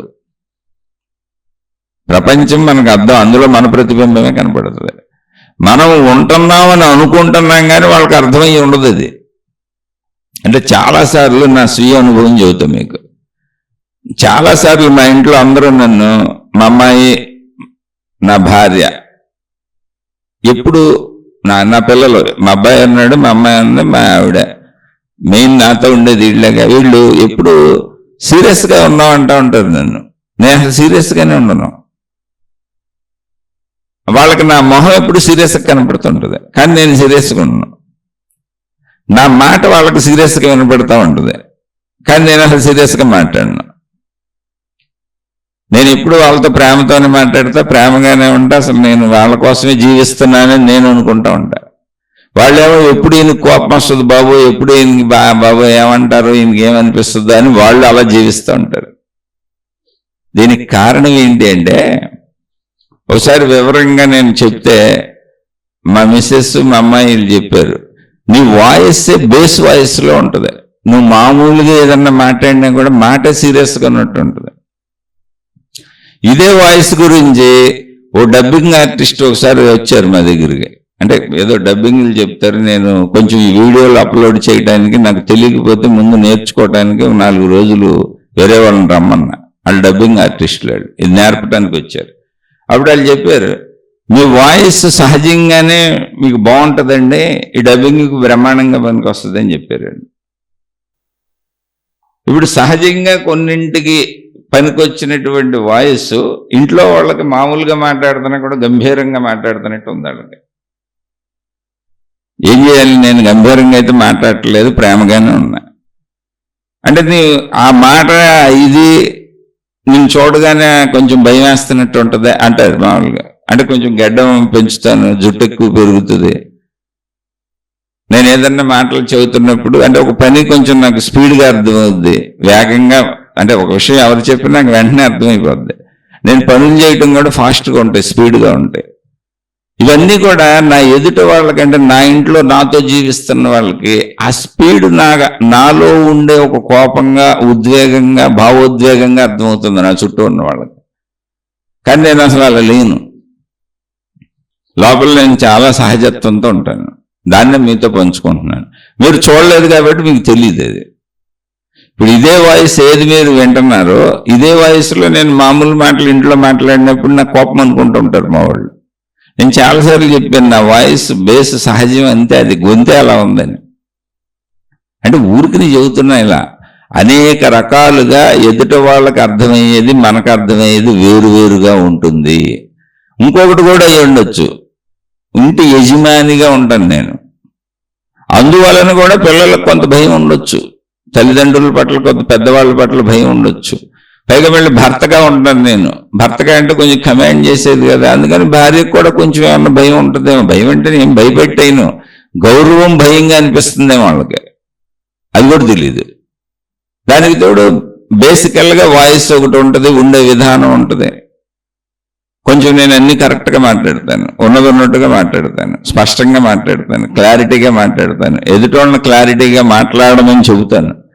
మీకేం కావాలో క్లారిటీగా అడగండి, అన్ని స్పష్టంగా ఉండండి అని చెబుతాను. ఇవన్నీ కూడా కొంచెం చుట్టూ ఉన్న వాళ్ళకి ఇబ్బంది కలిగించవచ్చేమో, తెలియదుగా. మనం ఎప్పుడూ మనం రైట్ అని అనుకుంటాం, కుదరదు. అందుకని ఇక్కడ పాయింట్ ఏంటంటే, నేను నాకు తెలుస్తాను కనుక, అందుకే మొట్టమొదటి మెలకువ రాగానే నేను అనేది స్టార్ట్ అవుతుందని చెప్పాను. ఆ నేను ఎప్పుడు కంటిన్యూ అవుతూ ఉండేది ఏంటంటే, నేను నాకు తెలుస్తూ ఉంటాను. నేను నాకు తెలుస్తూ ఉంటాను కనుక, నేను నాకు అర్థమవుతూ ఉంటాను కనుక, నా అవసరాలు నాకు తెలుస్తూ ఉంటాయి కనుక, నా బాధలు, నా కోరికలు నాకు తెలుస్తూ ఉంటాయి కనుక, నేను వాటికి తగ్గట్టుగా ప్రవర్తిస్తూ ఉంటాను, ఎవరితోనైనా, ఎక్కడైనా, ఎప్పుడైనా. ఎందుకని నేను నాకు తెలిసినట్టేగా ఉండగలను. కానీ ఎదుట వాళ్ళు ఎలా ఉంటారు, వాళ్ళకి తెలిసినట్టు ఉంటారు. మా ఇద్దరిది అంటే ఇద్దరు వ్యక్తులు ఎప్పుడు ఒకే రకంగా ఉండే ఛాన్సే లేదు భూమి మీద అసలు. కాబట్టి ఇద్దరు వ్యక్తులు ఎప్పుడు ఎక్కడ కలిసినా కొన్ని అసంతృప్త కారణాలు ఉంటాయి, ఖచ్చితంగా ఉంటాయి. కొన్ని అసంతృప్త విషయాలు ఉంటాయి. అవి వ్యక్తీకరించవచ్చు, వ్యక్తీకరించకపోవచ్చు. ఇప్పుడు ప్రశ్నలో సోదరి అన్నారు, ఎదుటి వాళ్ళకి చెప్పి ఉండకపోవచ్చు, నా మనస్తత్వం ఏంటని నన్ను అడిగారు అంతే తప్ప అందరి దగ్గరికి వెళ్ళి మీరు నాతో సరిగ్గా ఉండలేదు అది ఇదని ఎవరితో గొడవలు పెట్టరు ఎవరో. ఇది ఆధ్యాత్మికత మనం చెప్పుకుంటున్నాం కాబట్టి నా మనసుని నేను ఏమన్నా మార్చుకోవచ్చా, నా బిహేవియర్ నేను ఏమన్నా మార్చుకోవచ్చా, కొంచెం తెలిస్తే నేను మార్చుకుంటాను, నన్ను నేను సరైనటువంటి మార్గంలో పెట్టుకుంటాను, కొంచెం బాధపడకుండా ఉంటాను, ఇబ్బంది పడకుండా ఉంటానని అడిగారు అంతే. కానీ ఏ ఇద్దరు మనుషులైనా కొన్ని విషయాలు కలిస్తే కొన్ని విషయాలు అసంతృప్తి కలిగిస్తూనే ఉంటాయి, ఘర్షణలు కలిగిస్తూనే ఉంటాయి. ఇది మొత్తం ప్రాపంచిక సత్యం. ఈ సత్యానికి కారణం ఏంటి అంటే ఎవరికి వాళ్ళు చూసుకున్నప్పుడు నేను మాత్రమే నాకు తెలుస్తాను, నావి మాత్రమే నాకు తెలుస్తాయి. నా పక్కన ఉన్న నా తండ్రి కానీ, నా తల్లి కానీ, నా భార్య కానీ, నా భర్త కానీ, నా పిల్లలు కానీ, నా యజమాని కానీ, నా పనివాడు కానీ వాళ్ళ అంతరంగ భావాలు నాకు తెలిసే అవకాశమే లేదు. వాళ్ళ బాహ్య వ్యక్తీకరణలను చూసి నేను వాళ్ళని ఎస్టిమేషన్ వేసుకుంటూ ఉంటాను అంతే. అది నిజమవుద్దా అబద్ధమవుద్దా తెలియదు. ప్రపంచంలో ఎవరికైనా ఇదే సూత్రం. అలాంటప్పుడు ఇంకేం చేస్తాం? ఇది అర్థమైనటువంటి రమణ భగవానులు, బుద్ధుడు లాంటి మహనీయులు, మహాత్ములు మౌనంగా ఉంటారు. ఇది అందరికీ అర్థమైంది, ఏం చేస్తాం? ఇప్పుడు ఇది నాకు అర్థమైంది, అందుకని నేను ఎవరన్నా తిట్టినా నన్ను బోల్డ్ మంది ఎడుతుంటారు, నా మీద బోల్డ్ మంది కామెంట్లు చేస్తుంటారు, ఎన్నో రకాలు ఉంటారు. ఎందుకని జీవితంలో ఎందుకు ఉండవు? అనేక రకాలుగా మాట్లాడతారు. కానీ నేను ఎప్పుడూ ఎవరిని ఏమీ అన్నాం. ఇప్పుడు ఈ సోదరు అన్నట్టు నేను చేయగలిగిన మేలు చేస్తే చేస్తాను, చేయలేకపోతే మౌనంగా ఉంటాను అంతే తప్ప నేను ఎవరిని అసలు ఏమన్నా మనసులో కూడా ఏమనుకోను. నన్ను ఇప్పుడు వాళ్ళు తిట్టారు కాబట్టి, నన్ను వాళ్ళు ఏదో అన్నారు కాబట్టి, నా మీద ఏదో దుష్ప్రచారాలు చేశారు కాబట్టి, నా మీద వ్యతిరేకతలు ప్రదర్శించారు కాబట్టి వాళ్ళు ఏదో అయిపోవాలి, వాళ్ళకి ఏదో జరిగిపోవాలి మానసికంగా కూడా అనుకోను. ఎందుకంటే నాకు సత్యం తెలుసు. ఇంకేమన్నా అదే ఆధ్యాత్మికం అంటే కాదు. ఒక మనిషి ఇంకో మనిషికి అర్థం అవ్వడం, నేను వాళ్ళకి అలా అర్థమయ్యాను, నేనేంటో నాకు తెలుసు. ఇప్పుడు వాళ్ళు ఒక మాట అంటే నన్ను పోయిందేముంది, మౌనంగా ఉండి పోయింది కదా. అయితే ఈ మౌనంగా ఉంటే పోయింది కదా అనేది మాత్రం ఖచ్చితంగా బుద్ధుడి నుంచి, రమణ మహర్షి నుంచి నేర్చుకున్న వాళ్ళిద్దరిని చూసి ఉండకపోతే నాకు ఈ భావన వచ్చి ఉండేది కాదు. విషాన్నం పెట్టినా ఊరుకున్న మహానుభావుడు, మొహమ్మద్ ఉమ్మూసినా ఊరుకున్న మహానుభావుడు. ఇక ఆయన్ని నుంచోబెట్టి తిట్టడం అయితే, భిక్షాటనకి వెళ్ళినప్పుడు స్త్రీలు కానీ, అనేక గ్రామాలలో అనేక సందర్భాల్లో పురుషులు కానీ ఆయన్ని ఎదురుగా నుంచోబెట్టి తిట్టడం అనేక సార్లు జరిగింది. ఒక్కసారి కూడా ఆయన సమాధానం చెప్పలా. సమాధానం చెప్పకపోగా ఒక సందర్భంలో ఆయన ఇచ్చిన ఆన్సర్ చాలా అద్భుతంగా ఉంటుంది. ఆయన ఒక ఊరిలో ప్రసంగానికి పిలిచారు ఆయన్ని, ఆ ఊరు వాళ్ళు. అక్కడ టైం ఇచ్చారు, ఆయన పలానా టైంకి వస్తానని. శిష్యులతో కలిసి ఆయన వెళ్తున్నారు. మార్గ మధ్యంలో వేరే ఊరు తగులుతుంది, ఆ ఊరు మీద నుంచి వెళ్ళాలి. ఈ వేరే ఊరు వాళ్ళు, మార్గ మధ్యంలో ఉన్న ఊరు వాళ్ళు వచ్చి బుద్ధుడిని తిడుతున్నారు. నువ్వు ప్రజలందరినీ పాడు చేస్తున్నావని, అదని ఇదని ఏదో తిడుతున్నారు. ఎందుకంటే అది బుద్ధుడే మళ్ళీ ఒక మత ప్రచారం కింద అయింది కదా అది. అప్పటికే అందరూ ఏ మతాల్లో ఉండుంటారు ఏదో దేవుళ్ళలో. ఆ వ్యతిరేక వర్గం వాళ్ళు వచ్చి తిడుతున్నారు. ఆయన మౌనంగా నుంచొని వింటున్నారు. తిట్టండి తిట్టండి తిట్టండి. అది చాలాసేపు అలా తిడతానే ఉన్నారు, జరుగుతూనే ఉంది. బుద్ధుడు ఒక్క మాట కూడా మాట్లాడలే. శిష్యులు ఏదో సమాధానం చెప్పబోతుంటే ఆయన ఆపేశారు శిష్యుల్ని, ఆగిపోండి అని.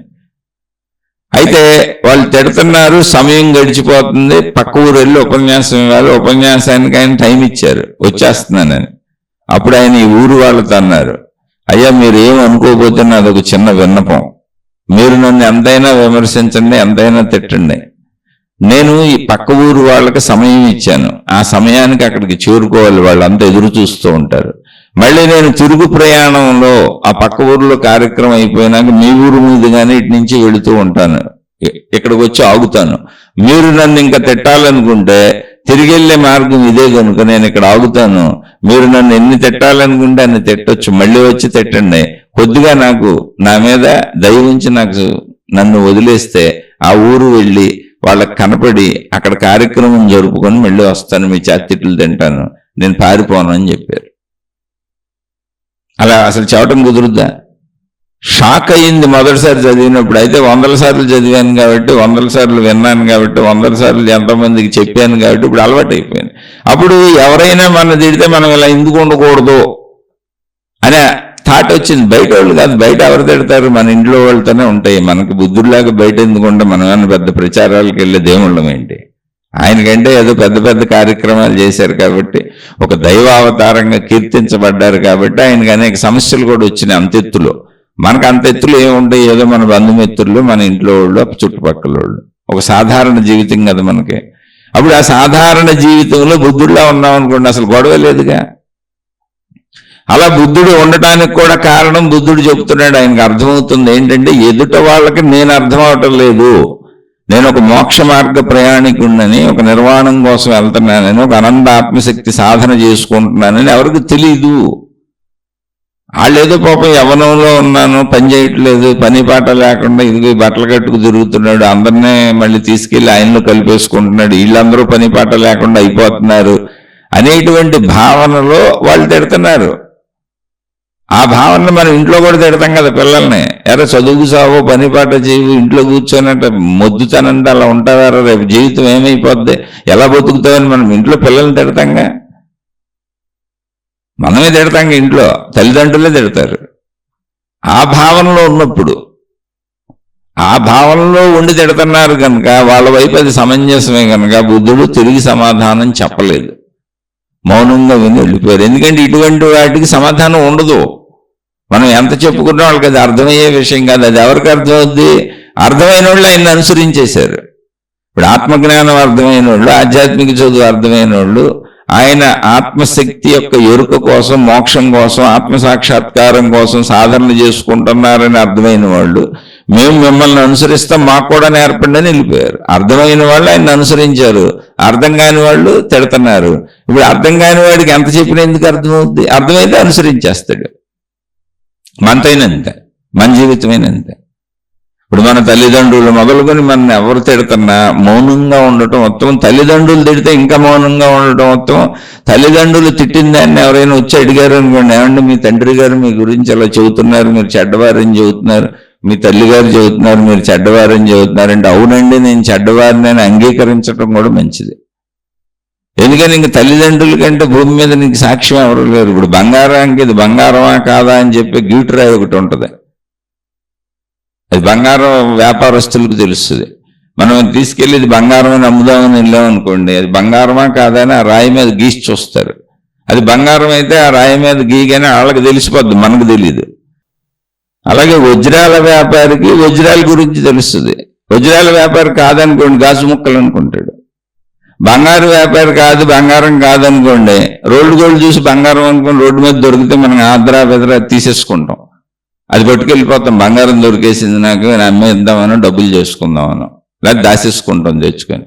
కానీ బంగారు వ్యాపారికి తెలుస్తుంది అది బంగారమో కాదో, దానికి ఒక గీటురాయి ఉంటుంది. అలాగే ఏ మనిషికైనా భూమి మీద గీటురాళ్ళు వాళ్ళ తల్లిదండ్రులు. వాళ్ళ తల్లిదండ్రులు చెప్పింది ఇంకా నిజమే అంతే. అది నువ్వు కొడుకు ఒప్పుకోవాల్సిందే, దేవుడు ఒప్పుకోవాల్సిందే, మనుషులు ఒప్పుకోవాల్సిందే. ఇంకా దానికి ఆర్గ్యుమెంట్ లేదు, మౌనంగా బతికే అంతే. ఖచ్చితంగా తల్లిదండ్రులు నీ గురించి ఏం చెప్పారో అదంతా నిజమే, అదంతా నిజమే, అదంతా నిజమే. ఈ తల్లిదండ్రుల వరకు ఒప్పుకోవాల్సిందే. ఇంకా దాన్ని అది నిజమే అబద్ధం అని చర్చ పెట్టక, అసలు మౌనంగా ఉండంతే. ఎవరికి పెడతావు చర్చ? దీనికి ఖర్చు అవుతానని ఇందాక కథను మొదలు పెట్టబోయి మొదట్లో ఆపేశాను. శ్రీరామచంద్రుడు వనవాసానికి వెళ్ళినప్పుడు సీతమ్మ తల్లి రాముడు వనవాసంలో ఉన్నప్పుడు లక్ష్మణుడు కాపలాగా దూరంగా ఉండేవాడు. వీళ్ళిద్దరూ భార్యాభర్తలు కదా, కబుర్లు చెప్పుకుంటూ ఉండేవాళ్ళు. ఒక సందర్భంలో ఒక కొండరాయి మీద కూర్చున్నారు, కూర్చోటానికి అనువుగా ఉంది. సీతారాముడు కూర్చొని కబుర్లు చెప్పుకుంటున్నారు. రాముడు చేతిలో ధనుర్బాణాలు ఉంటాయి, అంటే విల్లు ఉంటుంది, ఇవి అప్పుడు ఆయుధాలు, ఇవి రక్షణకి. ఆయన ధనస్సును పక్కన పెట్టారు. ఇద్దరు కబుర్లు చెప్పుకున్నారు, సీతమ్మ తల్లి రాముడు. కాసేపు కబుర్లు చెప్పుకున్న తర్వాత లేచి వెళ్ళిపోబోతున్నారు. సీతమ్మ తల్లి లేచి వెళ్ళిపోయింది, వెనక రాముడు లేచి వెళ్ళిపోబోతూ ఆయన కూడా రాయి మీద నుంచి దిగి విల్లు తీసుకుంటున్నారు, ధనస్సు.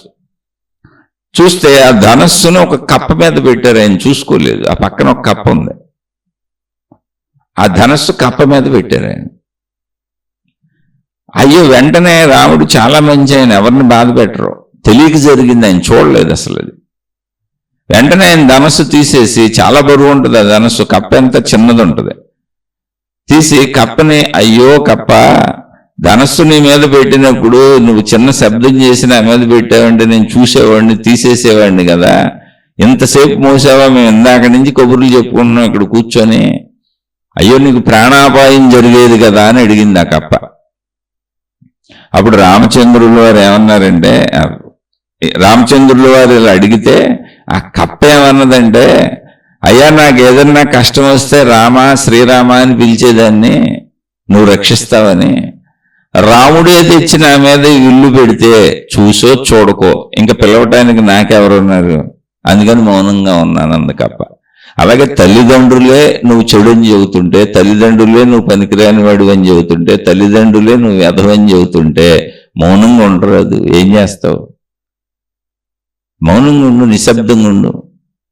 అవని అలా ఉండిపో, ఎదవలా ఉండిపో, పనికిరాని వాడిలా ఉండిపో. ఏమవుద్ది ఇప్పుడు? ఏమీ అవదో. ఇది మనసుకు తీసుకోవటమే. అందుకని ఆధ్యాత్మికతలో మౌనానికి ఇంపార్టెన్స్ ఎందుకు ఉంటుందంటే, మౌనము గొప్ప తపస్సు అని కాదు.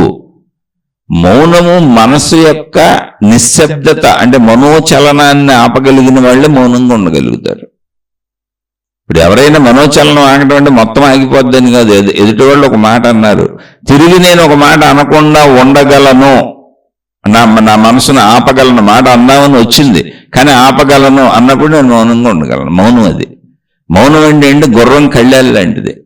ఆ కళ్ళాలి లాగి పెడితే గుర్రం ఆగిపోద్ది. అలా మౌనం మనసు యొక్క పరుగును ఆపుతుంది.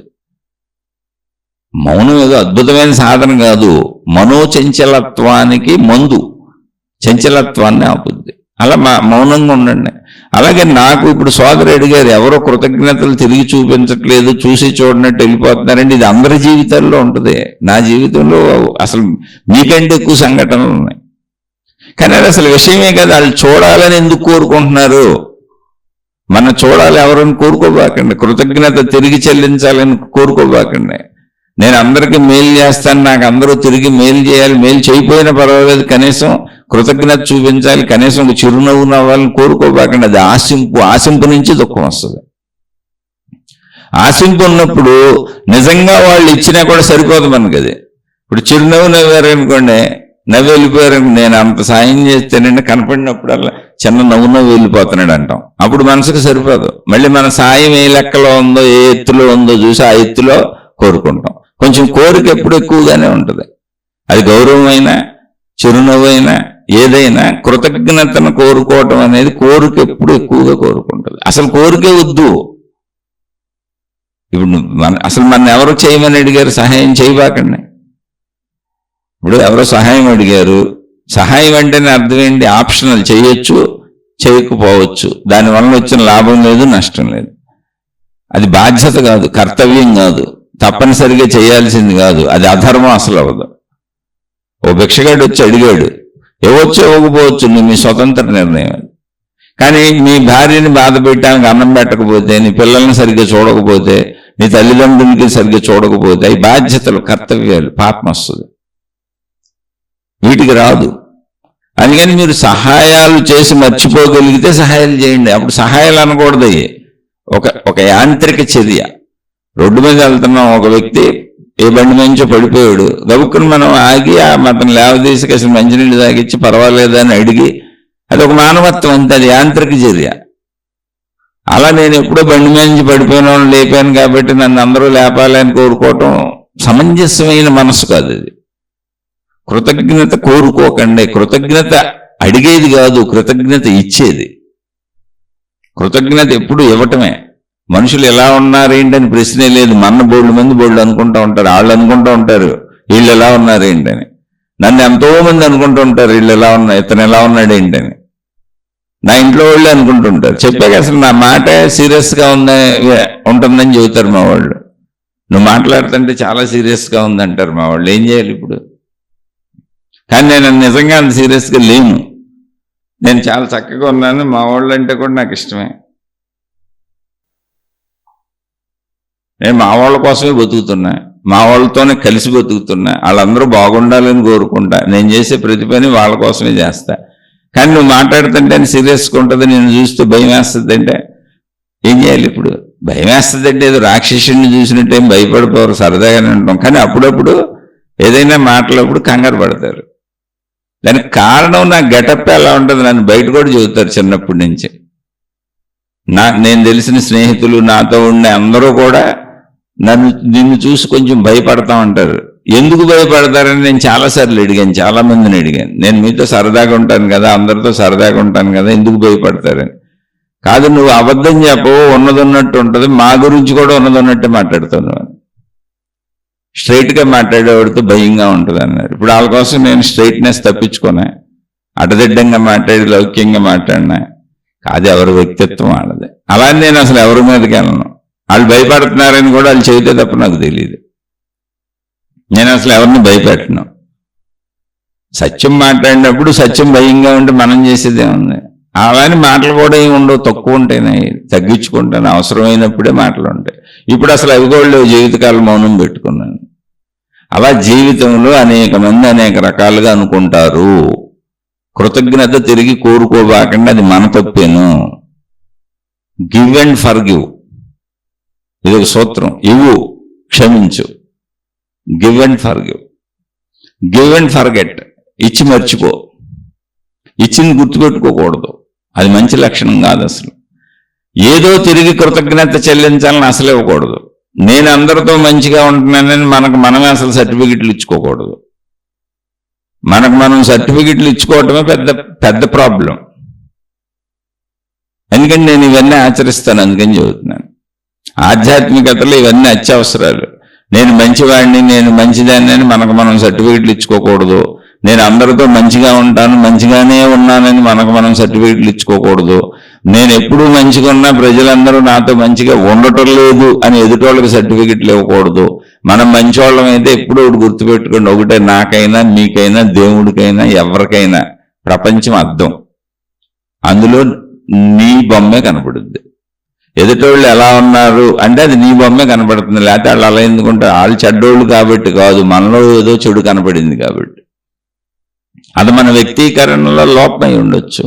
అదే బుద్ధుడు ఉదాహరణ చెప్పాను. నేను వాళ్ళకి అలా అర్థమవుతున్నాను కనుక వాళ్ళు నన్ను తిట్టినా నేను పట్టించుకోను, ఎందుకంటే వాళ్ళకి అలా అర్థం అవటంలో తప్పు లేదు. ఎందుకంటే వాళ్ళు బాహ్య ప్రపంచంలో, భౌతిక ప్రపంచంలో అలా ఉన్నారు, వాళ్ళకి ఆధ్యాత్మిక సాధనలు తెలియదు. తెలిసిన వాళ్ళు బుద్ధుడిని అనుసరించేస్తున్నారు, తెలియని వాళ్ళు విమర్శిస్తున్నారు. అనుసరిస్తున్న వాళ్ళకి అడిగింది చెబుతున్నారు ఆయన, విమర్శిస్తున్న వాళ్ళ దగ్గర మౌనంగా ఉంటున్నారు, ఎందుకంటే వాళ్ళకి తెలియదు కనుక. మన జీవితమేనా అంతే. అందుకని మన ఆధ్యాత్మిక చదువు అని చదువుకునేది ఎందుకంటే మనను మనం సరి చేసుకోవటానికి. అసలు మనకు మనం సర్టిఫికెట్లు ఇవ్వకూడదు, సర్టిఫికెట్లు మనకి ప్రపంచం ఇవ్వాలి. ఓ బుద్ధుడికి ప్రపంచం సర్టిఫికెట్ ఇచ్చింది, ఓ రమణ మహర్షికి ప్రపంచం సర్టిఫికెట్ ఇచ్చింది. దేవుళ్ళుగా, దేవతలుగా అన్ని మతాలలో ఆరాధింపబడేటువంటి ఆ మత పెద్దలు, మత పురుషులందరికీ ప్రపంచం సర్టిఫికెట్ ఇచ్చింది. ఎవరి సర్టిఫికెట్ వాళ్ళు రాసుకుంటేట. అందుకని మనం చదువుకుందాం అంతే, ఆధ్యాత్మిక చదువుకుందాం. సర్టిఫికెట్లు ఎవరో ఇవ్వాలని కూడా చూడబాకండి, తప్పు. ఇచ్చింది అని చెప్పాను, బుద్ధుడికి ఇచ్చింది. ఎంతో మందికి ఇచ్చి ఉండరు అసలు సర్టిఫికెట్లు. వెలుగులోకి కూడా వచ్చి ఉండరు చాలా మంది. వెలుగులోకి రాలేదని మంచోళ్ళు లేరైనా, చాలా మంది మంచోళ్ళు అసలు వెలుగులోకి వచ్చి ఉండరు. వాళ్ళు వెలుగు కోరుకొని ఉండరు, మా పేరు ప్రతిష్టలు రావాలని కూడా కోరుకొని ఉండరు. ఇప్పుడు బుద్ధుడు లాంటి వాళ్ళు కోరుకోపోయినా వచ్చి ఉంటాయి, కొంతమంది కోరుకోకుండా కూడా వస్తాయి. అది కాల ప్రభావంలో జరుగుతూ ఉంటాయి అంతే. అలా అర్థం చేసుకోండి. ఇంకా ఏమైనా అర్థం కాకపోతే మళ్ళీ ప్రశ్నించుకుందాం. ఇదంతా మనతో ఆడుతున్న గారడీ ఆట. ఇదంతా మైండ్ ఇల్యూజన్, అంటే మానసిక భ్రమ. అది మనకే క్రియేట్ చేస్తూ ఉంటుంది, ఒక ఇల్యూజన్ క్రియేట్ చేస్తూ ఉంటుంది. కాబట్టి ఎదుటి వాళ్ళనే ఎక్కువ చూడబాకండి.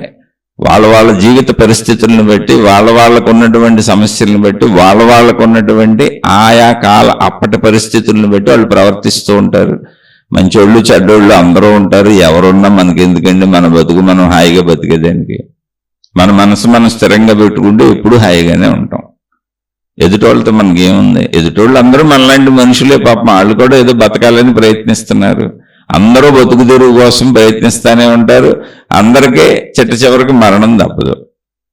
ఎవరు ఇక్కడ ఎంత సంపాదించినా, డబ్బులైనా, కీర్తి ప్రతిష్టలైనా, సుఖభోగాలైనా, ఏదైనా అన్ని ఇక్కడ వదిలిపెట్టి వెళ్ళిపోవాల్సిందే. ఆఖరికి మన శరీరమే మనం వదిలేస్తాం. దీనికి ఇంకెందుకండి అందరి గురించి పట్టించుకోవటం, హాయిగా ఉండండి.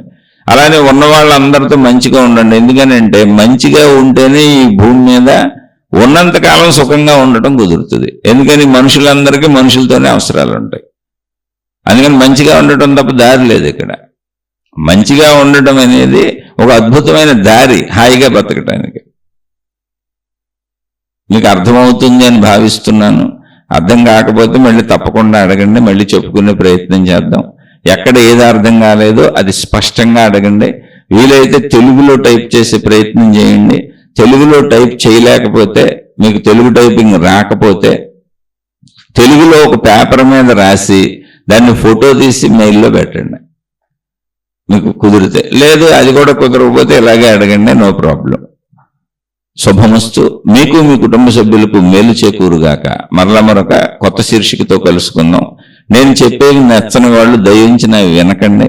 నేను ఒక సామాన్య మానవుణ్ణి. నచ్చకపోవడం అనేది ఎప్పుడూ ప్రపంచంలో ఉంటుంది. నచ్చనది విని మీ కాలం వృధా చేసుకొని నువ్వు సరిగా చెప్పటం లేదు అని మళ్ళీ నా కామెంట్లు పెట్టి నా కాలం వృధా చేసి ఎందుకండి ఇవన్నీ? ప్రపంచం మొత్తాన్ని ఎవరూ మెప్పించలేరు. మీకు నచ్చిన మార్గాల్లో మీరు సాగిపోండి.